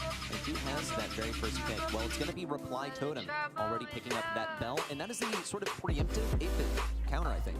Yeah, I quite like that. Reply Totem for sure. I think I still prefer the 8-bit though, regardless. I mean, if you can just kind of whittle the bell out the mix and make it a non-issue and just hold on to your super until the right time, there's extra credits on the save, and that's why I want to see Navi really pick up that particular brawler next, regardless. I know what you're saying though, it is a good counter for it, so I like where Reply Totem's minds are at, and with the coin toss on their side, you have to pick that kind of safe pair of hands. Rocco as well on this map, a great thing to have to open things out. E going to be their first pick though, and this is a place where I think that E has a great deal of push-back potential. No doubt, I mean, you can get on that lane, you were able to hover over the water, it's a lot easier for you to get control of that lane, and it's been a while since we've seen this, but the Indestructibles there are a huge obstacle. It seems like they're not also very interested in running that. Well, okay, I take it right back. They take the words right out of my mouth. 8-bit making an appearance here, which worries me because Brock is still completely open, and Brock can break open those walls that 8-bit needs to place his turret behind. Though if you keep that aggression going, then you can place that turret out in the open, even though this is safe zone. I kind of wonder as well, though. I mean, you're gonna hate me for saying it, but Colt is coming in a little bit in heist recently. Since the Hypercharge, I don't know if this is the best map for it. I think more Kaboom Canyon for me, but nonetheless, look out for it in future matches. It really is causing a big problem in the majority of heists. That's the block that I was waiting to see. That's going to make that damage booster from the 8-bits a lot more, exposed. And Cordelis as well, just for that insurance policy. I really quite like that. The eventuality of those kind of brawls that can really push in and have that tanky approach, taking them and forcing them into the realm to make it that 1 versus 1.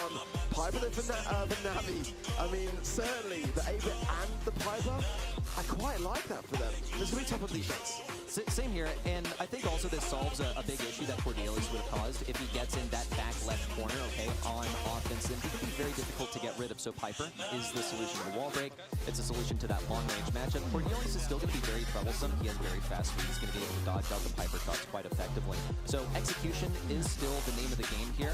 I think it really comes down to playstyle here, though. I don't know if this draft is so talked as it usually might be. Well, we're about to go in, and for one of these two teams, they're about to go out. Sad to say, but that is the nature of the game. And for one chance to proceed forwards in the bracket stages, let's see who it's going to be. A jump in from Joker, very aggressively so, and I quite like it for that reason. He's probably going to go down here, but survived a lot longer than I was going to give him credit. It's Maru who has the final say, and now both him and Maori getting some first signs of damage. Ford has a lot of damage, but to chew through all 10,000 health of Q, that's a really tall order. Might still be able to remove him from the equation. Here he comes, picks up a couple of the mushrooms, and Maru actually gets some nice taps as well to find a victory on mid. MMA also removed a little Gurky super there for Maru to get tons and tons of damage, and now we're already dipped below that 50% threshold on the save. Well, this is a very good start for Reply Totem. I mean, considering the defeat that they just had, I mean, this is how you start a game. Maui not going to find a connection there on the mark, however. But it really is Navi that's been on defense the entire way through. I mean, look at the safe damage. There's only 30% remaining, and we've only just started. My question is, when does Angel Boy decide to break open some walls? Because he's had the super available for a while. A little kill on Maru, though, doesn't hurt. Maru also still lurking on the right side. And Cube has a big issue to deal with in the form of Joker, already assaulting this safe with a little bit of health left. Cube has the turret at his disposal.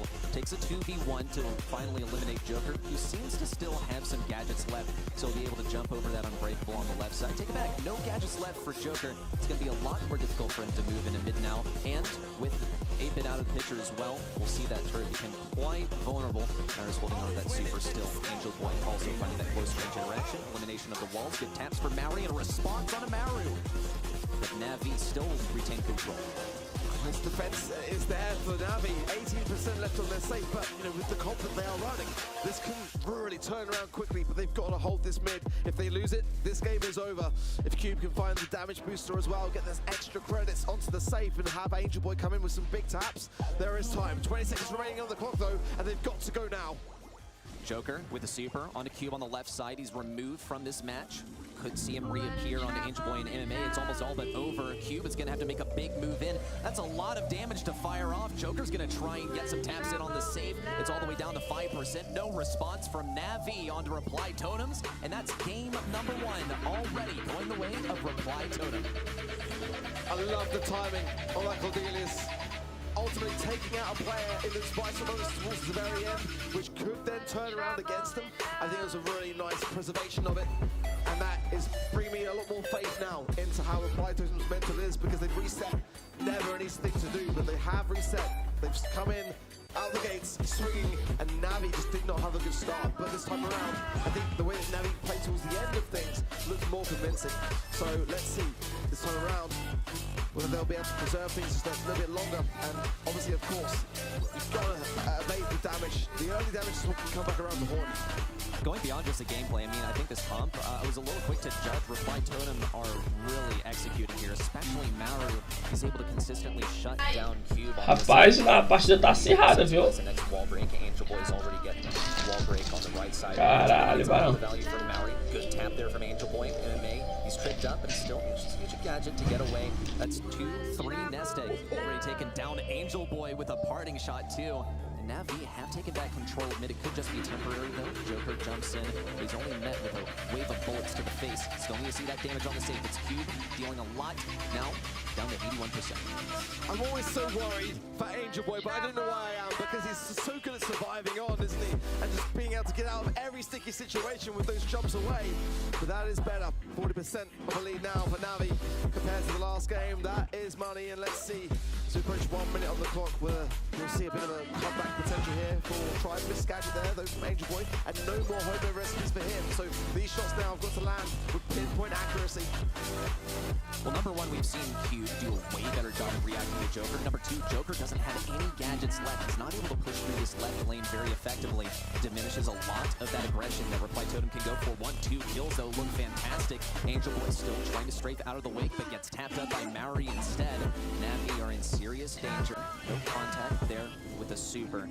Another kill as well. Navi try to move up. Joker's in the Shadow Realm, wants to spawn on top of someone. Maybe Cube would be the one to do that on top of. If he can get that super back, it would be fantastic. But still, 10,000 health is a lot of health to get through. Angel Boy is still alive. I'm sorry, 88 HP and jumping away to survive on to fight another day. But now, Reply Totem are coming in. There's 20 seconds left on the clock and plenty of time for the damage of which they need. The hatchlings coming in will deflate things slightly, but look at this, 48% and 10 seconds. The bottom left-hand side for me is concerned. Joker, though, not being able to go in. He's being oppressed quite considerably so. I don't think he's going to find the connection which they need. And Navi are fighting back in this set. It's 1 game apiece. What a response. Rapaz, partida acirrada essa, viu? Canachos. Especially with Cordelius. And it's like we saw all of those gadgets being popped in such quick succession that they had no way to bring things back in the endgame. For me, I feel like Navi have got the better draft here, if I'm honest, you know. But they just didn't play it better in that first outset. They gave so much away to the truth for free. They can't do that. The second game was much more, you know, composed in that sense and much more aware to it. So I think if they can do the same again, oh, what an opening from Angel Boy. Lovely homemade recipe. And that's what you got to do, playing that pipe and pick. Just use those early gadgets, get everyone into position, and then later on, you're gold. Brilliant. We didn't see a single shot make contact there from Joker. Cube, he waited in the bushes for Angel Boy to win the mid, and then decided to move forward when it was a lot safer, but Joker's still going to pick up the control once he was down to 24 health. Now he gets to advance through those bushes on the left lane. Angel Boy also has to abandon post kill, taking down some crucial walls for Reply Totem in his wake, and MMA gets contacted with the damage booster. Joker looking to get some damage here. Cube is struggling to contact Joker with these strays. He can't be touched. Now looking to retreat, keeping Cube out of the equation. Maybe Mary can get that kill. Joker finishes him off. MMA rotates over the right lane. Yeah, I think Q should have done a little bit better there, in my opinion, to be able to secure Joker sooner. If it has given over a bit of damage, Mario as well, that bottom left, he is still in position, and there's no pinch available for Navi. Mary on his right side now, but H Boy 41 HP this time again. Jump straight up. Again, I just don't know how he's able to stay on his feet as much as he is, but 50% remain on the Navi save. It's been a far, far better round for Reply Totem so far. Don't have to see a reaction here from Navi. They certainly have the tools in the toolkit to do it. Looks like Joker's taking a page out of Q's book and simply waiting by the indestructible so that Q pushes up first. But here's the early victory on the Maori. Absolute deletion there from Angel Boy. He's still there. It's just the immovable object. I love it, but look at the positioning here. Huge taps from Q on the left-hand side, and now the damage booster goes down. Joker's forced him into the realm, and that's a great thing for Reply Totem actually to deflate this. Q goes down, and that is a great way to just completely turn things on the head. He's going to trickle down from the poison nonetheless, but Joker really took away the power that was with Navi. 20 seconds on the clock, and only 6% in this game. Oh, the 6% differential, I'm getting nervous. Maru tries to fire away with the rocket fuel. Maru falls, MMA's got to push in. Joker and Maru, the last bastions of defense to stop Navi's push in. With 5 seconds left, it's just got to be solid. Angel Boy can... There it is, just trying to thread the needle. It's down to 50%, no contact, and it's a draw. No way! What did we just witness? 50% apiece. We're going to be doing it all over again on the world stage, no less. Oh my word! I mean, the tension in the arena. You can cut it with a knife. Talk about a 50-50 matchup too. I mean, it really does come down to the wire there for a draw. You get to see an extension of this set. Reply Totem now playing very defensively. Same goes for Navi. Very silent on both sides. Angel Boy did get some early game taps, and Maru's not about to let that same thing happen, where Angel Boy has bested him numerous times in a row. Anytime Angel Boy gets the jump on Maru, everything collapses in from Navi. Joker's taking a different approach, though. He's not one to wait for a big opportunity to move in. He's going to forge one for himself. Now jumping, and that's 2 gadgets expended, but it is a mid-victory, and control changes hands to Reply Totem. Joker is so slimy. He just keeps getting away with it, but look at the damage from Maori. And Maru, the save is burned down to a crisp 73%. These are the defenses that are going to be really hard for Navi to really just be able to take away the advance. A breakaway from Angel Boy is what they need really to open up that mid and give them a fighting chance, but certainly for Reply Totem, that was the way to start the game. Joker's still lurking in this bush on the left side. Cube deletes him though. And now he gets to move forward, but he's still not all done yet. Joker's going to be respawning in just a matter of moments, and Maru is still here to stuff Cube in that charge. Cube could seek solace in staying near that. What was that super from Joker? That had to be by mistake. That's going to cost them big time. Another gadget popped by Joker. He's only got 1 left, but he does have a super to send someone to the Shadow Realm. Just waiting for that most opportune moment. Cube is not super high priority right now. Angel Boy stays in the same position. MMA still tries to rotate over to the right side. Reply Totem, they're very insistent on maintaining the defense above all else. Despite that blunder, honestly, Joker's been winning that left-hand side lane more often than not, and I kind of want to see some of these shots from Cube land just a little bit better. At the moment, it is still the lead with Reply Totem, and that's where it really counts. And defense standing for the most part. Navi are struggling to make their way forwards here, and they do need to start to consider to make that kind of move. And really, if Angel Boy can open up some space, and it's doing just that. A great homemade recipe connection over the top from Maori in response. Cube on the safe, damage booster down, 73% apiece. Are we going to have another draw? Reply Totem, they try to respond. 20 seconds left on the clock. They only got 1 more push left, and Amaru is already sent packing. Joker tries to disrupt things. Angel Boy and MMA are not really alive and healthy. They'll see 1 fall. 10 seconds remain. Mary has to line these up. All the hatchlings going over to the other side. They've already won. Nothing for Navi over to Reply Totem. Safe, and it's a set going to Totem. It couldn't be closer. We've got a match in our hands. This is gonna be absolutely amazing. The Reply Totem finally get a set on the board and breathe a sigh of relief, bringing back some of the energy along the way. It took a draw, but they came out on top, smelling of roses. Without a doubt, Reply Totem, I mean, what an effort from them too. But Na'Vi, I think we have to give them some credit too. We saw an inventive draft. They played it really well. But Reply Totem, they had the better answer for it. And in the end, what Na'Vi started to play, which was just this game of patience, began Reply Totem's strategy for victory in the end. Yeah, I thoroughly agree. I think it was a fantastic game for Angel Boy. I loved his survivability, but for me, the star of the show was Joker on that left-hand side. You know, he was just able to get away with so much and able to jump in, take you by surprise and eradicate him from the mix. Ultimately, that is the biggest damage dealer on the side of Na'Vi, and he didn't often get the opportunity to display it. And I'll admit, like, I was a big critic of just what I saw as superfluous use of the gadgets. I mean, he has 4 of them, but still, you have to make sure that you use those economically. And he uses 2 on a very aggressive push in, but it ends up paying off in the end. There was just nothing to be gained from consistently waiting for the 8-bit to make a move. I love that. Love that for a Reply Totem. Great energy being displayed there. But, you know, for me, 12 kills for Joker on a brawler which, for all intents and purposes, was just like outraged by everyone. You know, he should be able to achieve that. But Angel Boy, 20 kills. Can we talk about that for a minute on the losing side?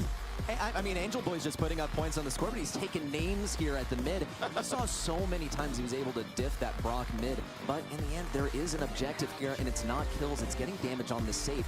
And with Reply Totem able to run it down, able to get that momentum onto the safe, that's the win condition right here in Heist. Whew. Things are getting spicy. They really are. And for Na'Vi, I think I've got a lot of confidence in what I've seen so far. You know, they're far from out of this, and this is one that I expect to go all the way, I'll be honest.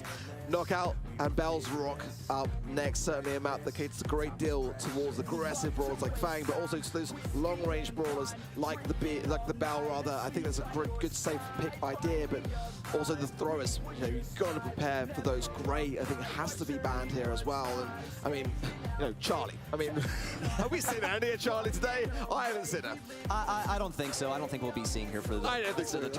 I mean, no, anyone who is getting that last pick is going to be banning Charlie. She is just so strong. But with her out of the equation, that also does limit your abilities as the team with that last pick. It's very beneficial to have last pick, but now you have one less ban, so is it really a plus or a minus in the end?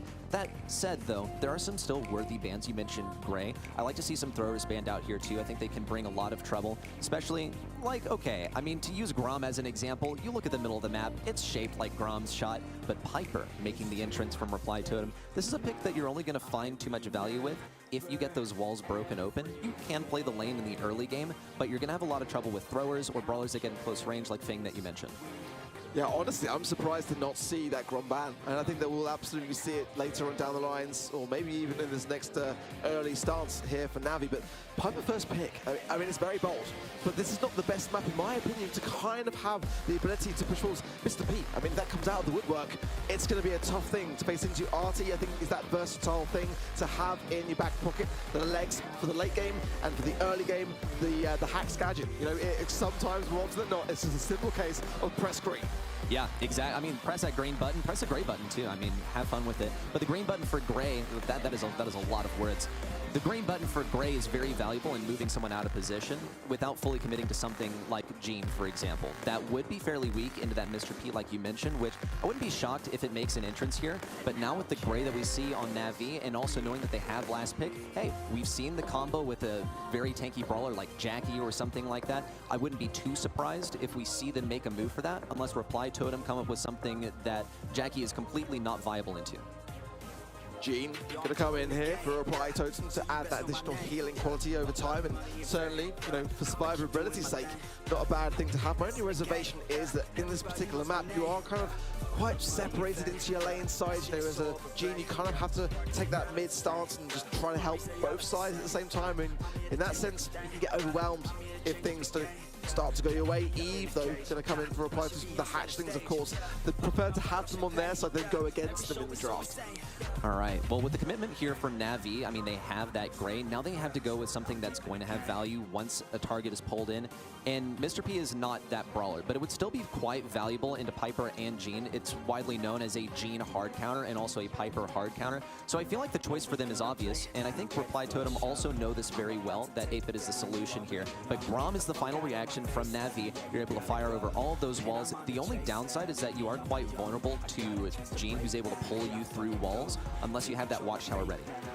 Yeah, honestly, I was surprised to not see the Brawl ban, you know.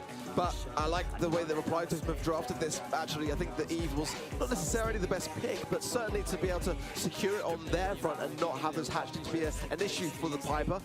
Grom is my favorite, probably, you know, on the side of Navi and his Grom bombs, as we know. They're so instrumental to those late game turnarounds, and I think it's been quite a close one. You know, it's not the best mode, in my opinion, for Reply Totem, so let's see whether this might be the chance for Navi to tie things up. All right, and we see Maori starting on that right lane as Gene, which is quite interesting, usually finding its form as a mid-brawler. Maori's going to be the one at mid, just trying to stay out of range of MMA. If he can, he would like to jump in towards MMA and enforce that close-range matchup. We see Cube's already gotten the super. Not that anyone had an idea of getting him in close range, but a pull from Maori would not be ideal for himself. Still, though, no major moves just yet. Everyone just playing footsies, trying to go for safe matchups, trying to get their supers for free. And Reply Totem gradually falling back to Angel Boy's influence. Yeah, I think that's the way to go, though, because ultimately Joker in those overtime stages, what a watchtower gadget from MMA. The timing on that to deflate away the shot was absolutely timed to perfection. Love that for him. We'll have to see some more as well. Uh-oh. If he uses those too quickly, he could be vulnerable to Gene. Big moves on the left side, with Maru being on desperately low health. Hatchlings coming in, though, could be clutch. Cube, he's already into that Jackie form. Maru, very vulnerable. Joker in close range, looks for the kill with the bombs, and he still gets it towards the end. The gas played a vital role there, but it was close nonetheless. Reply Totem with a good start and the magic hand available to Maori. If that connects, it could be a very early 3 versus 2, but will he land it? That's the question. Well, he's got to make contact here. MMA's less than an ideal target. Some Vengeful Spirits coming in here just to warm up the targets. And Joker's looking for the angle, but MMA and Angel Boy, despite looking pinched, will not be surrendering any territory. Cube on the left side is also just keeping Eve at range. Still looking for that next super, which he should get for relatively free. Oh, what a pull from downtown and an elimination for Maori. That was what we were waiting for, the patience though for it. I love to see, because ultimately MMA can drop a gadget. There's a lot that Navi can do to really counteract it. And it just took them by surprise. He just worked his way slowly over, and Angel Boy getting tapped up here. I think it's a matter of time. A great homemade recipe connection there from Joker. But can we see something from Navi? We saw it at LCQ. They're able to take a 3 versus 2 and make it in their favor. But it is going to be an uphill battle. A light smoke came on the right hand side, and Angel Boy finds it. He's able to stay alive as well. Oh, goes down there just. MMA though, yeah, going to bite the dust, and Reply Totem will take the game. The 2-3, I mean, the 2v3 would have been unreal there, especially how lit up they were with how little health they had to work with. Would have been absolutely insane. But what an effort there towards the end. A really nice hook there with the walking cane, and then the teleport from Grom was pretty inventive, but I think that one was lost as soon as they were on low health and in that 2v3 situation with basically nowhere to go. No walls for Grom to hide behind. We got to see Navi win this in the early game, because it seems that towards the late game, they lose a lot of their form. Well, again, these early moments, so crucial to gain the first sight of that early utility and not feed anything over to your opposition. For the most part, I was impressed with Reply Totem in that last game. Certainly, as well, coming off the back of what was a very convincing defeat. You know, Tribe Gaming really did wipe the floor clean with them. So to go back into this mode and looking refreshed and reformed. But MMA on the left-hand side, getting some good finds onto Mario. Going to go in super aggressive here, though. Mario's going to actually evade away. They've got to go. The walking cane miss. I mean, that was a takedown if you ever saw. What amazing evasive technique. Incredible there. I thought MMA was a dead man as soon as he got himself into that embankment on the left side. But he still manages to escape relatively unscathed. Cube's taking so much damage on the right side. Someone's looking right for a pull too. Angel Boy's got the teleport away. MMA's got that on cooldown. No pull for Maori. Angel Boy looks for the hook. It's a good kill. But Maori's so alive and healthy. Here comes a Grom Bomb. Evasive maneuvers from Joker and a takedown for Cube. Much better from Navi. Those were the moments that they had to make sure they secured and not fumble. And they did a good job of that round. Let's see whether they can make it another. for Reply Totem. I like that breakage on that top right-hand side. It's going to allow a lot more options there with Joker on that Piper pick, but the problem is this indestructible wall on the bottom right. They can just hide behind that and wait their time, so we need to see a bit more aggression, a bit more pushback potential here from Reply Totem here. I really think that Mauri's going to try and farm up his super on the left side and then rotate over to the right to get a pull on MMA. That seems like an ideal outcome. The other struggle is going to be getting that watchtower out of MMA, trying to bait it out of him. No gadgets left for Mauri, so he won't be able to get any kills with the Vengeful Spirits. And Cube on the right side maintains his position, but it's exactly what we were saying. Mauri rotating over to the right side, looking for a pull onto MMA or Cube. Mauri missed the last one. Angel Boy finds it on the top left, though. He'll get those hatchlings taken care of, and now the trickle damage from MMA in the mid. This is certainly going to be a Navigate when this thing goes disastrously wrong. Joker is surely going to be going into the gas, and he will find his demise. Now, we've got ourselves a set. We certainly do. Wow, what a response there from Navi, and it looked a little shaky there in the beginning of game one, or less shaky, but more like, what are they doing? What is MMA thinking going so aggressive? But it ended up working in the end, and I gotta wonder if Reply Totem is starting to feel the pressure here, because it looked like a free kill onto MMA there, but perhaps this all just part of the illusion. Navi have leveraged this to bring themselves to a set point. Well, some good finds from Cuban to the mid. And Angel Boy on the left-hand side. Might go for the walking cane here. Might try to hole in Maru and get some value for it.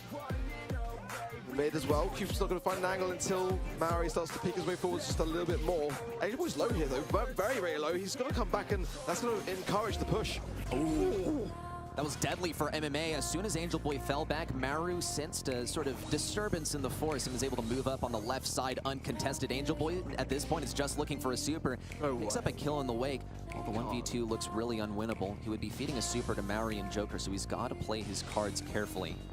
Maybe rotating over to stay close to that poison, but just looking for some kills, ideally. In close range, it would be tough. He just doesn't have the damage output to make this happen.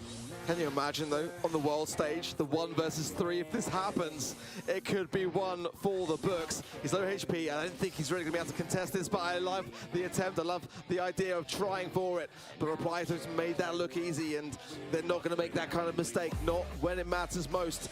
They are 1 round away from being 2 sets ahead, and that might be too big a mountain to climb for Navi. They've got to start to iron out these mistakes.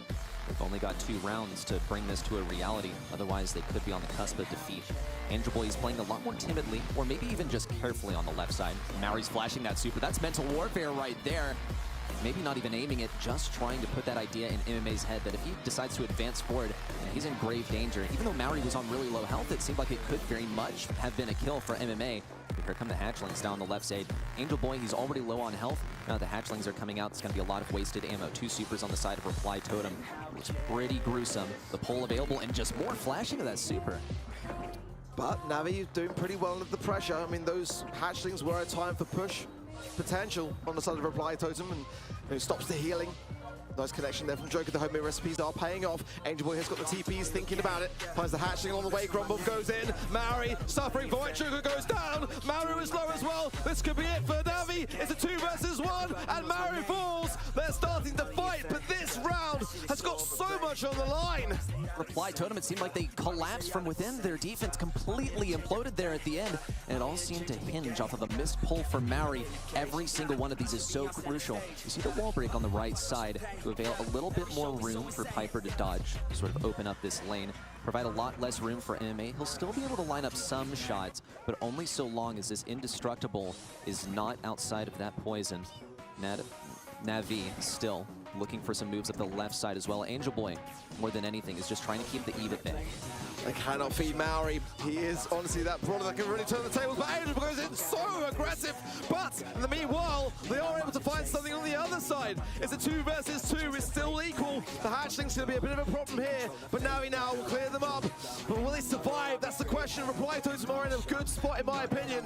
Trying to utilize there the TPs for all the heals along the way, but this one's far from over. Looked like a potential overextension there from Mauri, and now Navi have traded places. They have a super as well. If they can get these enemies concentrated, the ground bomb can deal colossal damage. Teleport from Cube right into the poison. That's bad positioning. MMA's gonna have to jump in. The hatchling's taking a lot of the damage. MMA moves forward as a meat shield. There it is! What a clutch from MMA!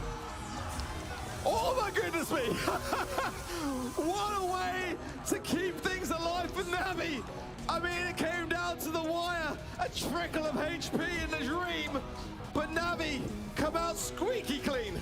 Look at Angel Boy just releasing a sigh of relief. I mean, much of the same. That's got me winded, and that's only the second set. Oh, my heart. I don't know how much more of this I can take. There's so little in it. These two teams really are neck and neck. And that, for me, was the time for Reply Totem to take it. You know, I already did feel it. But you've got to admire the perseverance of Navi. They did not take it lying down, and when it looked bleak, they came together as a squad. They are that squad. They're all about family, and it shows. Wow, and some seriously unlikely plays too. We saw a lot of aggression sometimes, like Angel Boy going super, super aggressive on the Gray into a completely unwinnable scenario, but it created sort of a void of power on the right lane that enabled the remainder of the Navi roster to get a kill. What a finish this was too here from Navi. I mean, what a nail-biting moment. It surely looked like a victory for Maru from the side of Reply Totem, and MMA finish it off in the end. The audio gain through the roof. Couldn't even hear a word. It's just peeking out. Oh, what a moment for them. Now you're going to be celebrating that one hard, as it would have been a terrible situation to stare down the barrel of had that not gone their way. And it was so little, honestly, a tough round there for Maori.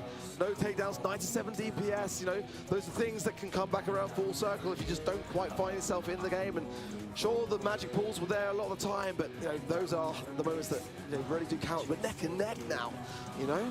We saw some really redeeming moments there in the draft, I think. We saw Navi do this very confidently. They drafted that Grom into the Gene, knowing how hard it was countered, and they still prevailed. So now, I'll actually put a lot more faith in the Navi draft going forward. Hot zone, Luban. That's all I'm saying. Ring of Fire coming into play. I mean, Colette can have her way on this map as well, so I kind of want to see a ban. Maybe for her, at least highly considered Rosa, got to be higher there. Charlie, insta-ban. We've established that. We ain't seeing any of Charlie in the entire World Finals. Count that one out. But certainly the aggressors, you know, the Taras, the Stews coming in the side lanes, you've got to pay much attention to those brawlers as well, because you get yourself locked in. I kind of feel like Tara, for that reason, is actually really highly considered, for me at least, in terms of those bans. I really do like Tara on either lane. Doesn't matter which one you run it on. Once you're able to get inside of those bushes, then it's phenomenal value. And I can see maybe a reason why you'd run Psychic Enhancer here, but I think more than often you see support from Beyond. You see those shades being spawned to tank a lot of the damage and then move in from there. So if Tara is selected, then we'll have to see some kind of counter for that, obviously. In terms of tanks as well, I think that they can reap a lot of value once they get inside the enemy bushes. It's going to be a battle of preventing this sort of thing from happening. Bans now coming through. And Reply Totem banning, yeah, the usual stuff. The Charlie, the loot. It's what you begin to expect at this stage. Yeah, it's what you do. It's just what you do. Squeak's a really nice first early draft here for Navi. Again, the sticky residue may have received that little nerve, but it is still equally as annoying to deal with, and it can just slow the advance time and time again. And on the objective as well, you know, you can force your opposition's hand. Really quite like that early pick there. But for me, Reply Totem in the mid, they've got to have a kind of longer range idea a little bit, but timing that and balancing that between the left and right hand side lanes, where you have to have that kind of aggressive idea. The first brawler going to show its face now, and it's going to be Stu. I like that. They're kind of, again, starting to consider how those side lanes can affect the overall objective. Yeah, I mean, and you have options here with Stu. You can run the speed zone. You can also break open some walls. So it also begins to be pretty versatile. I think another thing that Stu's fairly, I mean, well, he does a lot of things really well. I think even versus long-range brawlers, if you're able to just diff this matchup and, hey, we're at land, the zero ping Stu, and Joker's going to be at the helm, then yes, you can do wonderful things and dodge out a lot of those shots, so it doesn't matter who you're facing, but it all comes down to the skill matchup there. Now, with Bell on the Reply Totem side, they've also enforced a sort of no tank rule, at least at mid. It's also just going to be a good all-around brawler for placing down some of those nest eggs. But what I really want to see from Reply Totem for their last pick is something to deal with the Squeak. I see this as a incredibly counterable brawler, and I'm sort of raising an eyebrow at Navi for picking it first. Pam coming in. I mean, the Bell is going to be good into the Pam. Let's not dispute that. And I think as well, the Bell is going to be a fantastic preemptive idea here as well for Lola. I think Lola can have a great matchup into that mid. So A lot of insurance policy placed upon that on the side of Reply Totem. Third and final pick here for Navi. It's going to be something on the side lanes, I feel. I'm not sure whether at the moment, yeah, and that, yeah, I mean, I love that. I really, really do. I feel that has maybe swayed me slightly. Pam, it's only going to have its fair share of troubles, but she's just in such a great spot in terms of the meta. I feel like this might be a Navi game, but maybe Reply Totem can sway me with this third and final pick. Well, if it's something tanky, then they're going to have to play into Tara, so that can be a major issue. If they went with, okay, here's the Amber, break open some of those bushes, disrupt the enemy backlines, yada, yada, yada. Big problem is that I think Navi, by and large, are going to be residing at mid and trying to stay within that sort of healing radius. Though what this does accomplish is breaking open all that territory that Angel Boy on the Tara would usually be occupying and creating a big disturbance in. Well, in we go. One of these two teams will go one set ahead, but it has been neck and neck every step of the way. You know, I just feel like whoever loses this set, it's going to come back in the next, and we're going to go all the way to the fifth. I wouldn't want it any other way. But in terms of the draft, who are you kind of siding with in this respect? I'm actually really feeling Reply Totem here. I feel like this Squeak is very, very counterable, and I see Joker having a lot of potential. But actually, Maori's going to be the one piloting the stew this time. We'll try to make it up that left side. Cube also getting denied really hard by the Bell. If he places that turret aggro and stands next to it, then he's actually just digging his own grave, because that's going to be reflecting back and forth. So far, Reply Totem, they've completely overwhelmed Navi at mid, even penetrating these bushes in their ramparts. Yeah, very good early game, but Cube is winning the matchup in the mid, and that's going to force back then Joker a little bit to 100 or 1,000 HP. Sport from beyond, Major Boy just trying to get into this top right-hand side pocket, and if you do just that, then this game can turn very, very quickly. But just objective it is actually with Navi at the moment, despite that early start from Reply Totem. And we also see this very defensively placed healing radius. Navi so far in charge when it comes to the capture percentage. Reply Totem also losing that speed zone on their backlines. Angel Boy, he's trying to just create some pressure around the right side. Doesn't really need a pull here, just needs to be a nuisance and keep Maru occupied. Joker's still trying to line up some shots on MMA, or really anyone. Maru's also creating a huge disturbance as well right behind MMA. But so far, they've not played the objective. Navi are vastly in the lead, and MMA reaps the rewards with a kill at mid. Two super important taps there from MMA and some great time spent on the zone. A nice splash connection there to Joker, but no slow. Let's see now in the final moments whether we can see some pushback. Reply Totem are behind here, and they've got to make up for lost time. This Cube's still on the zone, 77%. Now he's still climbing more and itching towards this game win. It's not really been much to show, and Angel on the left-hand side coming out strong. Finds Maru. I think this game is chalked. Hope is lost. It's all but a victory for Navi at this point. Reply Totem, they can try their best to push in. Joker still manages to get a kill, so it's not all done just yet. In fact, Maru picks up a kill on the left side too. We're at a 3% difference, and Cube has almost 10,000 health with a healing super as well. It's going to be tough to eliminate him. There's a nest egg procced. We see the super down. It's just unbeatable. Navi take the win. Well, from what I was saying coming in about how close this is, that wasn't a great showing. Reply Totem at all. That was all about Navi. And at the beginning of the match, I did feel like Reply Totem had a good start. I mean, they were in all the right positions, but it was just the objective that just kept going the way of Navi. And they kept cycling their way onto the mid, and sometimes it was MMA, sometimes then it was Cube. And one thing's for sure is that Angel Boy's going to stay on those side lanes and continuing that aggressive assault. Not a doubt in my mind that that will be exactly what he wants to happen, but Reply Totem still have to find a way to enforce their own control. In the last game, they seemed to overwhelm Navi, but they still have the issue of not playing that objective. They have to get zone time. MMA is having a really, really tough time versus Maru. There's the kill, and he's even going to get to burn up the bushes, get a little damage onto Cube, and even confirm the kill. And Angel Boy is quite lit up on the left side, still denying a lot of value to Maru there. Those shades are phenomenal for countering out the stew, but still, we got to see zone time. Reply Totem, they're only barely ahead of Navi. Oh, that was slimy from Angel Boy. That was a pixel-perfect position. And now continuing to go in. He's one away from super. He gets the super. He finds Maori as well, but will go down himself. And meanwhile, Cube is staying firmly on that mid. And that's, for me, where Reply Totem have failed to be time and time again. They've got to keep these marks continuing on to Cube and find those takedowns. Or this one is going to be going the way of Navi very, very quickly. Cube, he's still alive. He's still getting free percentage on that zone. Mauri's trying to burst him down, but he runs out of ammo. Still gets a kill confirmed there with the burn. And Maori from the left flank does make an introduction. Bit of a wasted super there. He should be able to get it back quite quickly. But still, with the Pam super down, it's a lot of value diminished here for Navi. Cube has no problem getting it back, and it's back to the same old rhythm. Just put down that super and stand on the zone and keep Reply Totem out of the equation. I loved that scrapyard sucker from there, Cube, and just keeps Maru in a tough spot. Now, Cube really surviving on this healing station for all it's worth, but finally, the mid is won. Joker and Maru have got to now hold this and stay as firmly on it as they possibly can. These shots really going to ricochet and give a tough time onto the healing station, back onto Angel Boy from Joker. But look at the objective, it's an 80% now, and Navi are running away with this. Joker's hitting pretty much every single shot, but Cube remains alive. He's got so much health to work with. Rapaz, tá 1 a 1 ainda. Tá acirrado, viu?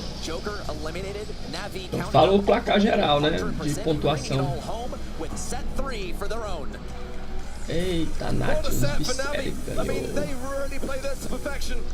Já se eles pontuaram, então tava 1 a 1 lá, agora já tá 2 a 1, né? Número de pontos. Então, fica aí, galera. Campeonato, vamos rodar esse campeonato até o fim. Vamos ver onde é que quer aí que vai se sagrar campeão. Quem é a melhor equipe do mundo de Brawl Stars? Os melhores jogadores. Porra. Tristeza da gente, não tem. Se eu não me engano, não tem equipe brasileira. Não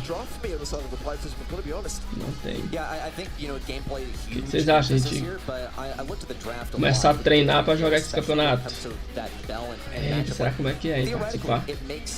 Eu, Gabriel e mais um. A pessoa? Pai e filho. Jogando campeonato Brawl Stars. Você que era legal, né? Eu vou falar com ele, vamos ver se ele topa. Aí a gente treina todo dia.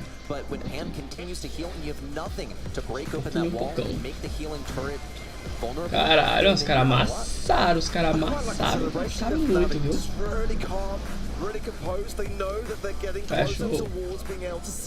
Cuidar aqui, daqui a pouco eu volto. What a convincing set it was, and look at the stats. I mean, 528 DPS for Joker, but this is what I'm talking about. You know, those stats say a huge amount in terms of what they're putting out, but in terms of the objective, that's all in the sets, that's all Navi. And that's where it was won and lost on the side of Reply Totem.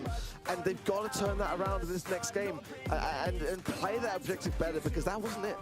That is really what it comes down to. I mean, they got a great draft in terms of the matchups, in terms of getting damage, but playing the objective is a complete different beast, and it's this level of complexity to the game that makes it so difficult. So as we're progressing into this next set, we'll move on to pinhole punt for a bit of brawl ball action, and now we really get to run it down. But is this more of a Navi strength or a Totem strength? And I'm actually split on where this goes. Well, certainly for me, I was expecting to see, you know, Joker kind of taking on the max in the previous matchup with Tribe, and they didn't do that on the side of Reply Totem, and that for me is where their strengths kind of lie a bit in those aggressive, big, heavy push ideas. Certainly the tankier options, the Primo, I love that for Reply Totem. It didn't work out earlier with Tribe, but I'd love to see it come through again. You've got to ban Luke. You just have to for me at the moment in Brawl. It just equates to a goal. Charlie will be banned out for sure. Buster ban, I've got to see that as well for me. And it is there on the side of Reply Totem Charlie, but Lou is open. Double B bans, Spike there as well. Charlie and Stu banned out for Navi. There's definitely some big ballers that are not out of the mix here, and that's a concern. Shelly as well, I mean, like, we know what she can do. Well, here's a Maisie first selection, so I wonder when Lou is going to start making some waves in this matchup. Really, the only thing that can deal with Lou is stuff that just doesn't give him his super, which is really tough to execute. So it's a completely skill-based matchup if that's what you decide to go with. So it's available to Navi, it's available to Reply Totem, and it wouldn't shock me if both teams have come up with ways to counter out that hypercharged Lou that they are now putting into play. Well, some smiles on the side of Navi. This has got two brawlers to choose here. Sandy, the first one, I really quite like that. Sandy's in a very good spot, especially for Brawl Ball. For me, his best mode. The Sandstorms can just bring things back under control, but unpredictability as well can allow you to heal. And I think it's a really good starting hand to follow up. What will they choose? I love the Sweet Dream Stun as well, to be able to score and just certify those goals along the way. For me, it's got to be a Lou, isn't it? I mean, I would expect so. Really, the struggle here is, yeah, there's the Lu, there's the Lu. Now it's up to Reply Totem to not play brawlers that Lu is really good into, which coincidentally happens to line up with all the brawlers that are good in Brawl Ball. Which makes this a very difficult draft phase for Reply Totem, but given the first pick, they didn't go with Lu, so this is their choice. Clearly, they have a plan going forward. You know, I kind of question why it wasn't banned. You know, if Reply Totem weren't going to pick it, why didn't they ban it? They banned the Spike, which says to me they wanted Stu, but Stu was banned by Navi. And, you know, these are questionable things that could prove to be the reason why this could go the way of Navi. Squeak for Reply Totem, it's not a bad one at all, but I put a lot of weight on that Lu pick. I mean, it's quite obvious, right? I'm a little worried here for Reply Totem because we see Navi, they've got great tank counters. Sandy is, you know, fairly good at countering tanks. Okay, we see Reply Totem pick up the Gale. So it is a full tank counter roster. If you still want to lump Squeak into that department, he's got really great DPS. He can get that slow. But Navi, I really think the world is their oyster here. I'm not overly convinced of Gale at the minute. I know that Kenny is, and nothing will change in that regard. He will always be shouting for the old man, but you know, I don't know. It's certainly got a lot of ability to stun out, and you know, the Blustery Blow, as we know, the Twisters, and all those kinds of mechanics can have some great defensive ability, but Crow for Navi, you know, I don't mind it. Again, I said earlier, it's not my favorite of picks, but the slow can have its place, and certainly the trickle down over time, but you've really got to time those runs perfectly, and is the DPS really on the side of Navi? It wasn't the brawler that I expected to finalize this comp, that's all I'll say. I think maybe what they're concerned about here is whether Gale like gets into mid and stays there, and Crow is really good. I mean, he's historically a first pick here, but that's like yesterday's meta. But he's great at getting vision at mid. You have that poison to visualize where enemies are, so we can expect to see that. I think it'll really help Lu line up those shots, so it'll be the accessory to Lu. We'll see MMA and Angel Boy actually double up on mid. No one hard taking that right lane. MMA now sort of getting control in his mid area. Twister already down. MMA just using it to avoid some shots. Joker is on very low health. Now, a lot of people were slowed down. Joker falls to the poison from MMA, and this left lane is completely wide open to Cube. But we still see Gale just out of reach. Gotta see a pass up the left side. No, it's a whiff. Would it have even gone in? Joker with the defense and a clutch super to stall this goal. Ooh, getting out of harm's way just in the nick of time there for Reply Totem. A valuable moment. Angel Boy going to fall here. Maru going to make a run to this left-hand side. Pushes the ball to the mid. Not too convinced on why this was really necessary there, but wants to obviously delay a little bit and allow his teammates to get into better positions. But now Joker has hypercharge out of the gadget. That is a dangerous thing. Combining it in, here he goes. He finds, but he's actually going to be stunned out. It should be enough to be able to seal it. The speed is there, and the goal as well. Wonderful goal there from Joker and company. The hypercharge really can be, I mean, once you put yourself in the right position, it's just your one-way ticket to victory. Reply Totem have utilized it immensely. We'll see MMA using this invisibility to get close to Maori. That's really what we needed to see, something to get close in range versus that Squeak. And now we could see a victory coming in, at least a goal from Navi. Joker got a great defense there with the use of Maisie's super. Angel Boy now popping the hypercharge. It's the double stun. Joker manages to escape, and we see Angel Boy fall in his wake. Cube also falls, and what a defense here from Totem. Well, connections from MMA to be able to trickle things down, but then onto Maori, but honestly in this mid, it's this Maisie pick that for me is where things are working out so well for Reply Totem. The hypercharge is there, but the super needs to follow for Joker. If that is the case, then I think this could be another goal, but 30 seconds on the clock. They haven't got to even make the play. Pushing the ball back into that corner and having Navi make the move is where they're thinking things through, and with 20 seconds on the clock, I like that for Reply Totem. Well, here comes the freeze in from Angel Boy. That ball is all the way on the right side when it needs to be on the left for Cube to be able to score it. Maru has the super. He's going to try and pocket it. Countdown is active. We need to see a chain of command passing this up the left side. Maru, he's doing anything he can to force it in the back right corner. He could even go for a goal. Here it is with just a little bit of health left. It's a team wipe, and as the clock ticks down to 0, Reply Totem win the very first game of this set. At the beginning of this matchup, can I just remind us all that I did say I was going to go to the 5th and final set. We're not there yet. We're not there yet. But a stark contrast in Brawl for Reply Totem as opposed to the previous. That is a night and day difference. And this is the time to bring it. This is the time for Reply Totem to lay down the gauntlet, take it all the way, and have it be decided by one set. But for Navi, some mistakes to have learned from surely. and I want to see how they will fare. Can they get some goal-scoring opportunities this time round? I think really the ticket to victory here for Na'Vi is they gotta get Angel Boy at mid somehow. No enemies want to get too close to Angel Boy's line of sight because they know it's just gonna end up feeding him a super, but this could be really huge here. A pass over to Maori keeps it safe. MMA gets the kill, but he's still yet to fall to the attack from Sweet. Angel Boy has that super though. He can get a freeze onto Joker, but he's not gonna bite. It's just a bait. Joker's gotta be close to his super and he's not gonna risk it. Just a little bit more time for MMA to move forward and then continue to create oppression. Great use of the super in front of the goal, but they don't have that ball in hand. They have to find a way to get over to the right side. Well, there's a sandstorm, and that's going to be a great time for it. Cube going to be going in, finds some fantastic shots onto Maori. Maori will follow. It's just Joker for defense, but this gadget might be able to stun in just the right time. Can he find it a bit too early? A bit too premature? And Cube finds it! Absolute mind-blowing offense there from Na'Vi, and MMA is not taking any chances, though he is going to jump in and fall immediately. Reply Totem now already find themselves in the 3v2. Big damage on a Cube, who looks to be a dead man now at the hands of Maoru. Maori has a super in. Huge damage on the Angel Boy and MMA. They're all slowed up. It could be a kill. Angel Boy has yet to fall. A pass to the left side is enough to save it. And here comes a sandstorm down, putting a lot of position. Cube just sits back there. He's not going to risk taking any damage. He'll let Reply Totem waste their shots on trying to scout out the super, while the rest of MMA and company gather themselves. No, won't actually get any value for it. The takedown was there before. For Na'Vi, they're just going to keep that ball in that backhand side corner, just try to delay down the clock.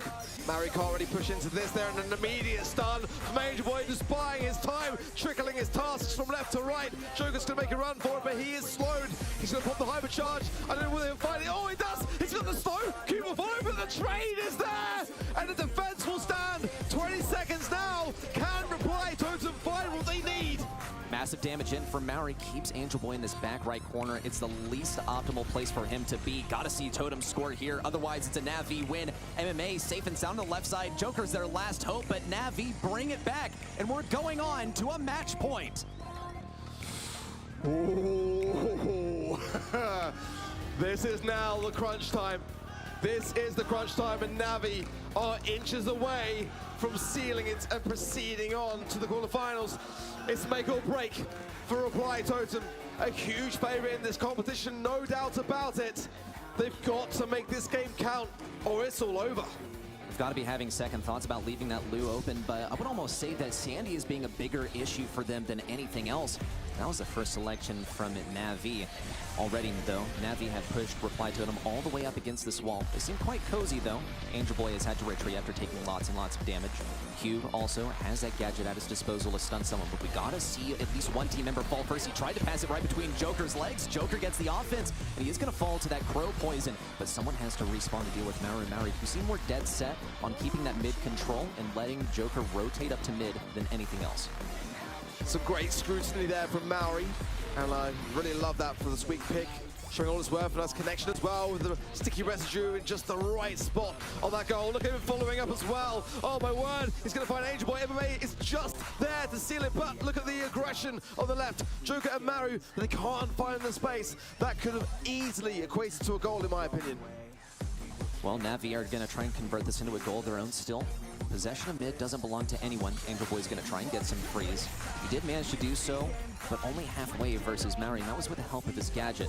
Gotta line up these shots. He needs MMA to get some vision on people. Joker, despite being stunned, still gets the kill, and Maori will just barely survive. It looks like there's a takedown from Angel Boy to finish the job, and they have the defense ready to go. Angel Boy has that offense ready at the drop of a pin, but Na'Vi still remain quiet, affording plenty of time for Maru to rotate once more to the front lines. A super in hand.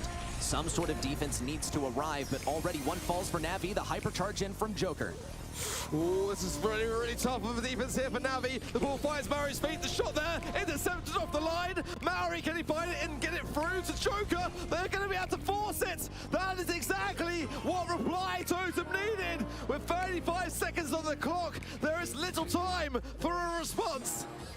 We're at match point, and Reply Totem could still bring it on to set 5. The double super there from Maurer, contacting both Cube and MMA, but they'll still press on. We gotta see a kill onto Totem. MMA is gonna try and get that initial frag. Maurer, he's low on health. Angel Boy looks for the pass to Cube. Joker is ready to intercept. He has the super. Purple popped by Angel Boy. Joker still not going to fall. He refuses to die. And Reply Totem with 10 seconds left on the clock just have to defend the back right corner. Perfect defense for Reply Totem, but it's not over yet. But the twister will be enough to absolutely seal it. And they're bringing things back. They've evaded the match point.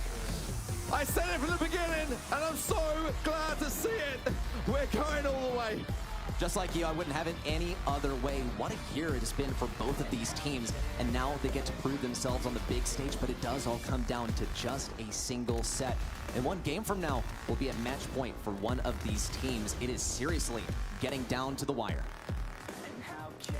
I mean, when it comes down to this draft, I mean, no pressure, guys. No pressure. I mean, this is where the preparation does really count. Every single moment matters now, and Reply Totem just dodged a huge bullet. I mean, that speaks volumes to me about their ability to handle pressure. And this is the thing, you know, both of these two teams have performed exceptionally well. Whoever loses this last set will go home at the first hurdle. And for Navi, when you look back to 2022, that's exactly what happened to them. And they were devastated by it. This is a much more convincing showing for them, but they don't want to have a repeat of that. They want to turn things back around. And for Reply Totem as well, if they were to leave at this stage of the competition, it would be their worst performance to date in a World Finals. There is so much on the line on this next game. There have been bumps in the road for everyone here, but more so for Navi than anyone else, and they're closer to achieving victory than they have ever been before. Now is the time to rise to the challenge and grasp it for themselves. It all comes down to set number 5, and it'll get started with the draft. Now, in that last draft, we saw that hypercharged Lu not make as many plays as expected, and I think this is sort of revealing of the suspicion that we initially had that Reply Totem, they did have a counter strat for that Lu, and it was just outranging it. Now, when it comes down to last stop, things are going to change up a little bit. I don't think this is usually like a Lu map, but we could still see it make waves just because of how powerful it is at the current moment. Yeah, for me, it's just like an 8-bit nanny mid affair. Sometimes Meg as well can make an appearance, but certainly those aggressors on those side lanes is where things matter. The Busters and Taras and, you know, that kind of thing. Maisie as well has a place, I feel, a little bit more than I would give her normally credit for. So let's see, but certainly in that mid, you know, I do love a solid 8-bit or a solid nanny. You know, Navi would be that team to maybe consider that nanny pick, but they're definitely worthy bands. Charlie, banned. We've established that. Just banned. But, I mean, there's just so much, for me at least, on this map that can make things work. It's a very diverse brawler pool in that respect. Yeah, I mean, well, okay. If we talk like close range brawlers, sort of the tanky types, we want to see them move up that left lane, right? Try and get to where the mid usually lurks. And we'll see some counters to that. Navi, they've gotten rid of that Lu, they've gotten rid of the Colette. And no Charlie either, but whoa, what an early tank pick. Very early. I mean, Shelly's still a pick that's very much likely to show its face now. I don't know how sold I am. I mean, Rosa, don't get me wrong, is very, very good at the moment of the hypercharge. Caralho, Barão, essa partida tá acirrada mesmo. 2 a 2, vamos pros playoffs. Vamos pro embate de como se diz, gol de ouro, partida de ouro. Quem ganhar leva. Galera, essa daqui praticamente foi a melhor partida de todas. Porque 2 a 2, macho. Geralmente as outras equipes que eu tava assistindo ganharam de 3 a 1, 3 a 0, mas 2 a 2 assim, tá indo pro quê? Pro quinto embate. Caralho, o caldo engrossou, viu, essas duas. Macho, Natus, Visceri e Happy Totem. E aí, quem vocês acham que leva? Cara, eu tô torcendo pra Happy Totem. Quero que a Happy Totem leve, bora ver, né? Tô escolhendo os Brawl, você faz esse suspense, pode escolher, que Deus me livre. Suspense do caralho, eles esperam um tempo acabar pra eles selecionar o Brawl. Selecionar não, né? Vai escolher. Ah, ele escolheu rápido esse aí, pegou o Sandy. A I sangue, do. I think that Sandy can do a good job of, well... Ó, pegou o Max, ó, os caras decididos, viu? Tô esperando tanto não. Bora, vai. Bora, meu filho, pronto, já pegou. Não tô vendo não, isso aí tá ficando suspense. Então vai, agora esperar começar o round. Já que eu volto aqui. I don't think Navi were really expecting. It's going to be tough, more importantly, for Maisie to hit those shots. It takes them a while for them to get up to full speed. She's going to find most of her value in countering things out if she gets that super, which she certainly will, but she has to be in the right place at the right time. Now the Gale, that's got to be a slow Gale. That's got to be a Gale slow star power. I mean, for me as well, like, I'd normally be the first to scrutinize the Gale pick, but I think it's actually quite smart. It can deflate those big max pushes with the speed coming into play.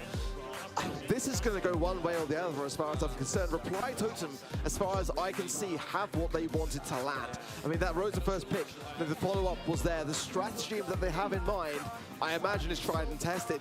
But the question for me is, will Navi have seen through it? Have they got the response they need to be able to counteract it? Because 8-Bit is very susceptible to a big, heavy push, and we know that the slow and sluggish pace really does open that ball up to a lot of vulnerabilities. And the slow as well there from the unfriendly pushes gadget already explodes Reply Totem into mix. Wow, Totem, they completely went down that right lane. They had both of their aggro brawlers try and make it happen. Here comes Mara on the right side, getting pushed back by MMA. He still remains just barely alive, getting pinched super hard. In the meantime, though, Mary has managed to get a super off of Angel Boy. It'll be ideal to pop that once Rosa starts to respawn. Here it comes, and they even get a little bit of chip damage off of the Rude Sands. Mary gets free reign, and here comes Maru in with the super. QB's quite vulnerable here. It's a gadget already used. Joker now with 8 gems over his head. That's every single gem going to Totem so far. For me, their Cube did well, but is struggling a bit into the mid. Nice twist there from MMA will keep him able to stay on task. But the gems, all with Reply Totem, they are one away now from Countdown, and Navi have just not been in this game. It doesn't seem like they have any counterplay either. I mean, there's the hypercharge for Angel Boy. That's got to be what it is. Here comes the dash in. He's completely frozen. Maru now countering him out, and there's the area control from Reply Totem. With 15 seconds left, they have to fend off MMA on the right side. Cube also feeling so much pressure here from Maru, and Angel Boy continues trying to close in, but it's got to be done. And Dusted Reply Totem, they're so safe and sound in the back right corner. It's a win, and we go on to match point. Joker's cheering the crowd to get behind him, and what a time for it. This is their moment, and I feel the draft was so calculated. The question now is, can Navi make good on the mistakes? They just were not present. They were not in that last game, and I love it. It's so smart from Reply Totem, it really is, because the 8-Bit in that pocket where it's normally safe and sound, one gadget pop on the Rosa, the unfriendly Bush's stun is there, the slow is there, and as a gem carrier, you're just left so susceptible to being overthrown. The Max as well, everyone able to explode into action. It's going to be really tough. They've got to stay out of the bushes. They've got to stay in control. It's very tough, but that right-hand side now is cleared up, and that's a promising hope. Look, sometimes, and only sometimes, a good bit of counterplay is to simply not play the game at all if it's a guaranteed loss, if it's an already solved game. And that's what we saw in game number 1, where Reply Totem, they refused to engage on the left side, but it looks like they did try to this time with Maru on the left side, ended up giving a super onto Angel Boy, and the rest is history with us observing what remains in the present. Navi, already 4 gems strong, but the same goes for Reply Totem. Now, with the Rude Sands down, it looks promising. Maru completely denied any value of his super, and Cube is just out of reach of Maru, using the utility of that plugged-in star power to stay just out of reach and even grab a free gem for himself. Navi are playing this a lot better. They're playing it a lot more cautiously as well. MMA was able to just evade the unfriendly bushes in the previous instance there. Angel Boy susceptible, but it's not going to make much difference. They're fighting back really well. I love the pushback there from Angel Boy as well, with the gadget, keeping Cube able to just contest this mid continuously. So 7 gems to the 6. It's a much closer game, but as we've seen time and time before, it can all change in an instant. Hypercharge there for Angel Boy. Amazing value for him as well. And the right-hand side all cleared up, and all 3 members of Navi stay standing.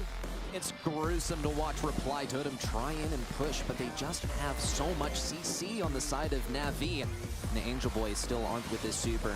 There it is. Mary taken down, but it's really just a trade.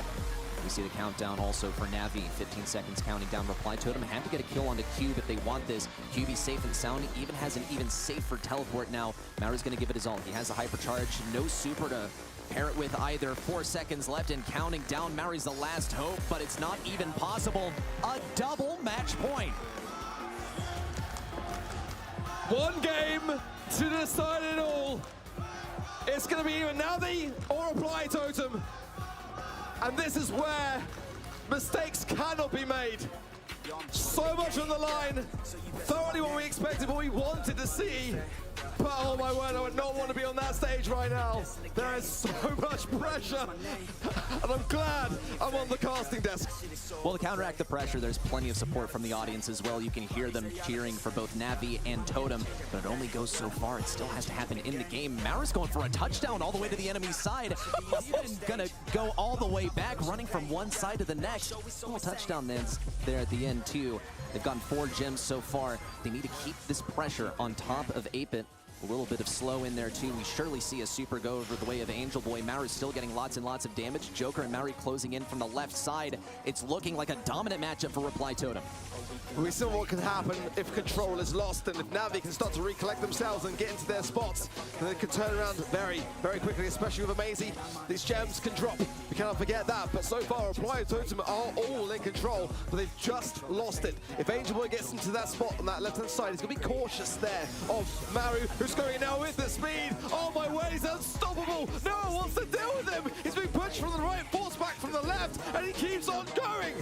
Angel Boy's trying to make something happen. He knows that he has to stay on top of this point. Just one gem to the way of Reply Totem, and it's all over. One elimination after the next. MMA has got to be the lifeblood of this team, but a final gem for Reply Totem. They get to run it back. 9-1 apiece, and with only 12 seconds to go. Navi have got to get this reset, or it is done. The gems are split between Joker and Maru. 5 seconds, they've got to find a takedown. Joker, I think there is weak face shift away. The stun is there. The reset is there, but they can't get the gems out. They're in the pocket of Maru. They've got to do it all again. Maru's looking for a safe haven in Rose's natural habitat on the back left in these bushes. Also lurking inside of the invisibility. Angel Boy's going to give it all he's got, and May still pushing forward. Maori looking for the prize on the left side. There's just not enough to get rid of Rosa on the back right side, and Reply Totem ascend in place of Navi. Oh my word. We said coming into it that it was going to be the toughest one to call in terms of the predictions, and both teams did not disappoint. My goodness me, what a battle, what a victory for Reply Totem. They dodged a huge bullet, and it's a huge commiserations for Navi. That same fate they met in 2022, and it's the same story in 2023. Is there such thing as a perfect match? It's certainly not a perfect ending here for Navi. After so many trials and tribulations this year, to amount to a double match point loss at the World Finals. On the other hand, Reply Totem, they've earned their title back as one of the most dominant teams in the region, now representing the EMEA region on the international stage during day 3. I need a moment to just collect myself. What an entertaining matchup to end the day on. I mean, if this is anything to expect for what's to come, I cannot wait for day 2. I mean, that was some of the best Brawl I have ever seen. It just had me on my feet the entire way through. And that's not because there's no chairs on the casting desk. That's just because it was so darn good. Yeah, we don't see any representation for getting chairs up on the caster desk, do we? A Reply Totem, I mean, what an absolute performance here at Navi, coming back in game number 2. And so close there at the end to a complete theft. Had it just been a little bit different, we could have seen a theft of the gems, jump pad all the way home, and a much different story coming out of this. I mean, that moment when Navi were able to get that reset, I had my heart in my mouth. If those gems were collected, a jump onto the spring trap back into the map, and it could have gone the other way. It could have been the ultimate steal. There it is, that stun was there. I mean, honestly, Maru there, the MVP, man of the match for that boy, because that is what kept Reply Totem going. Wow. Well, it's time for us to look at the stats too. I mean, what a match this was for Navi. No matter which way you put it, we went all the way. Both of these teams being such excellent matches for each other. But it's a zero-sum game at the end of the day. Only one team can advance on day 3. for me as well, Angel Boy just played out of his mind today. I really feel for that man. He's the gentlest giant in the whole of Brawl, and sadly going to be going home at that first hurdle, but he did have a phenomenal match time and time again. But again, as soon as we saw that Rosa pick, we called it. We said Reply Totem are bold in this, so therefore the follow-up is something which maybe Navi weren't expecting. And that Max, that combo with the Rosa, I mean, it was just beautiful to watch. Over the course of this match, I learned to trust the Navi draft a lot as well. I mean, they're playing into these anti-tanks, but then they run the tanks to begin with as well. It's seriously inventive. It's very on brand for them. It's very brave of them to do as well. A lot of confidence in themselves. But now we have to determine an MVP for this match. And of course, we've gathered the results from you guys at home, so we'll have to see what you guys have to say. I know who I'm thinking of in my mind. Joker, of course, the lifeblood of the Totem roster. I thoroughly agree with it, no doubt about it, but again, Maori for me. Maori for me, that's all I'm saying. In that last match, when it mattered in that final game, that was the player who was left standing. That's the reason why the gems stayed on their side. But hey, respect to event.brawlstars.com. You guys decide at the end of the day, and you have spoken. Let the people speak, is what I say, and the people have spoken. Joker is your MVP for this match, and we've seen plenty of MVPs. I mean, even when we go over to the team that didn't make it on to day 3, Angel Boy, I mean, what an icon for his team. I can't wait to see what he's got going on in the next year, but for now, he's only going to get to watch the World Finals, as sad of a story as it is. Yeah, it's always a tough day, honestly. And back at the hotel later as well, really hard to kind of have those conversations and just give the teams the praise which they are thoroughly deserving of. You know, BC Gaming for me today as well, a real highlight. I love the way that they just turned around everyone's expectations, and you know, everyone is going to be a family unit tonight, no doubt about it. Those that have fallen are going to be picked up, and you know, that is what we do in Brawl. Well, in the place of those who have fallen, there are those who have advanced on to day 3, as we've concluded groups A and B for the day. So we'll have to check out who has advanced on to day 3, onto the quarterfinals. Not in those group stages anymore, onto a single elimination bracket, 8 teams.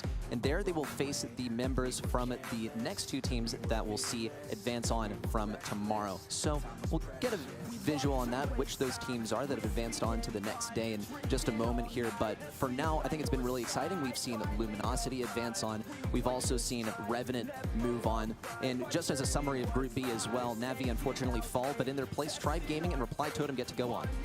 And we've had no tiebreaker yet, you know. I think that's run simply because, you know, I think this is the way it has to be decided, in my opinion. You know, just getting down to it and just having the games be clear-cut.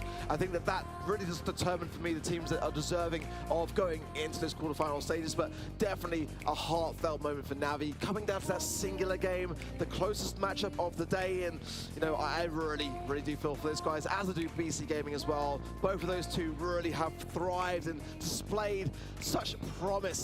And just blown us away here on the casting desk. Thoroughly enjoyable games on all those fronts. Wonderful stuff. We've just finished up Group B. Let's sort of turn back the clock to look at Group A as well, which happened in the first half of this day. We saw, of course, Luminosity Gaming go 2-0, Revenant Esports go 1-1 to defeat BC Gaming, send them packing, and Luminosity and Revenant, they head on to day 3, where they're going to be facing members from both Group C and D in their quarterfinal matches. We said coming in, this is going to be the closest World Finals we've ever had. And today proved that to be true. When you look at just how well the teams that are leaving the competition performed, what are those that are going to be proceeding onto the quarterfinals going to have to do to keep this up? I mean, I cannot wait for day 2. And of course, day 3 is where it's all going to come down to who is going to lift that gold. Well, it's quite interesting as well because we see first seed face second seed in all of those quarterfinal matches. We mix up the different groups, but at this point, seeing how all the teams are performing, does it really even matter who's first and second seed? I see them as all very similar skill level at this point. I couldn't agree more. That is so true. We said with the brackets how much, you know, in terms of the groups we didn't want like to be involved in that. Like all the groups looked really quite scary, and it's proving to be true. Well, for all of our victors for today, we have to go to tomorrow to find worthy opponents for them. So getting into day 2, we'll watch Group C and D be played. And we'll start off with Zeta Division versus STMN Esports. We'll see that group play Zeta versus Nouns Esports, followed by STMN versus Nouns. Then after that, Crazy Raccoon versus SK, and then Crazy Raccoon versus Foot Esports. And lastly, a match that I think we've all been looking forward to, SK Gaming versus Foot Esports. I mean, that one is just going to be, for me, the spiciest one of the day. I mean, and leading up to that, I mean, that is so stacked. But the history of that match in particular, going back to that SPS Challenge Finals 3 of Season 3, you know, Drage really laid down everything to SK. Can SK return the favor in kind? I mean, I want to know whether he stands by what he says at that time, right? Back in the Snapdragon Challenge Finals, if he still stands by it, and whether he'll be able to walk the walk and not just talk the talk. Exactly. But STMN as well, a team that for me just blew me away at LCQ. I've got them down for me to be one of the teams to be in this competition. Nouns as well, and Foot. Those are 3 that I've got down as making it pretty much all the way to the grand finals potentially. I've got my predictions too, but you'll have to tune in tomorrow to get those. But before we close, as we wrap up day number 1, any final words? I mean, it's just been phenomenal. It really has been so enjoyable, and we're just getting started. You know, this is the thing. What's to come is going to be even bigger, even better. I want a time machine. Take me already there, because I am for it. Man, I mean, I personally, every single one of these matches exceeded my expectations. What a day to get started here at the Brawl Stars World Finals, but it's only 1/3 of the action, and it all culminates on day number 3. But before we can get there, we got to find worthy opponents for our day 1 victors on day number 2. We'll catch you guys then. Make sure to tune in tomorrow for day number 2.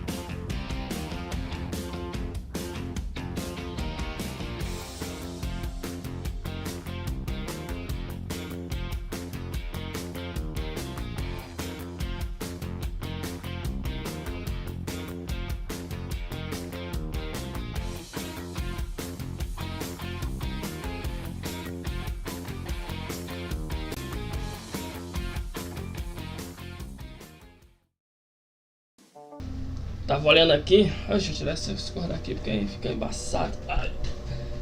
Cada joelho. Não dá não, é pequeno. Então galera, é isso aí, ó, bye bye. Já encerrou.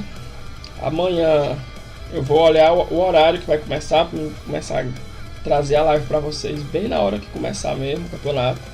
A gente trazer aí a live simultânea mesmo, junto com isso aí sair ali. A gente trazer a live simultânea junto com a transmissão deles, do pessoal lá da gringa, né?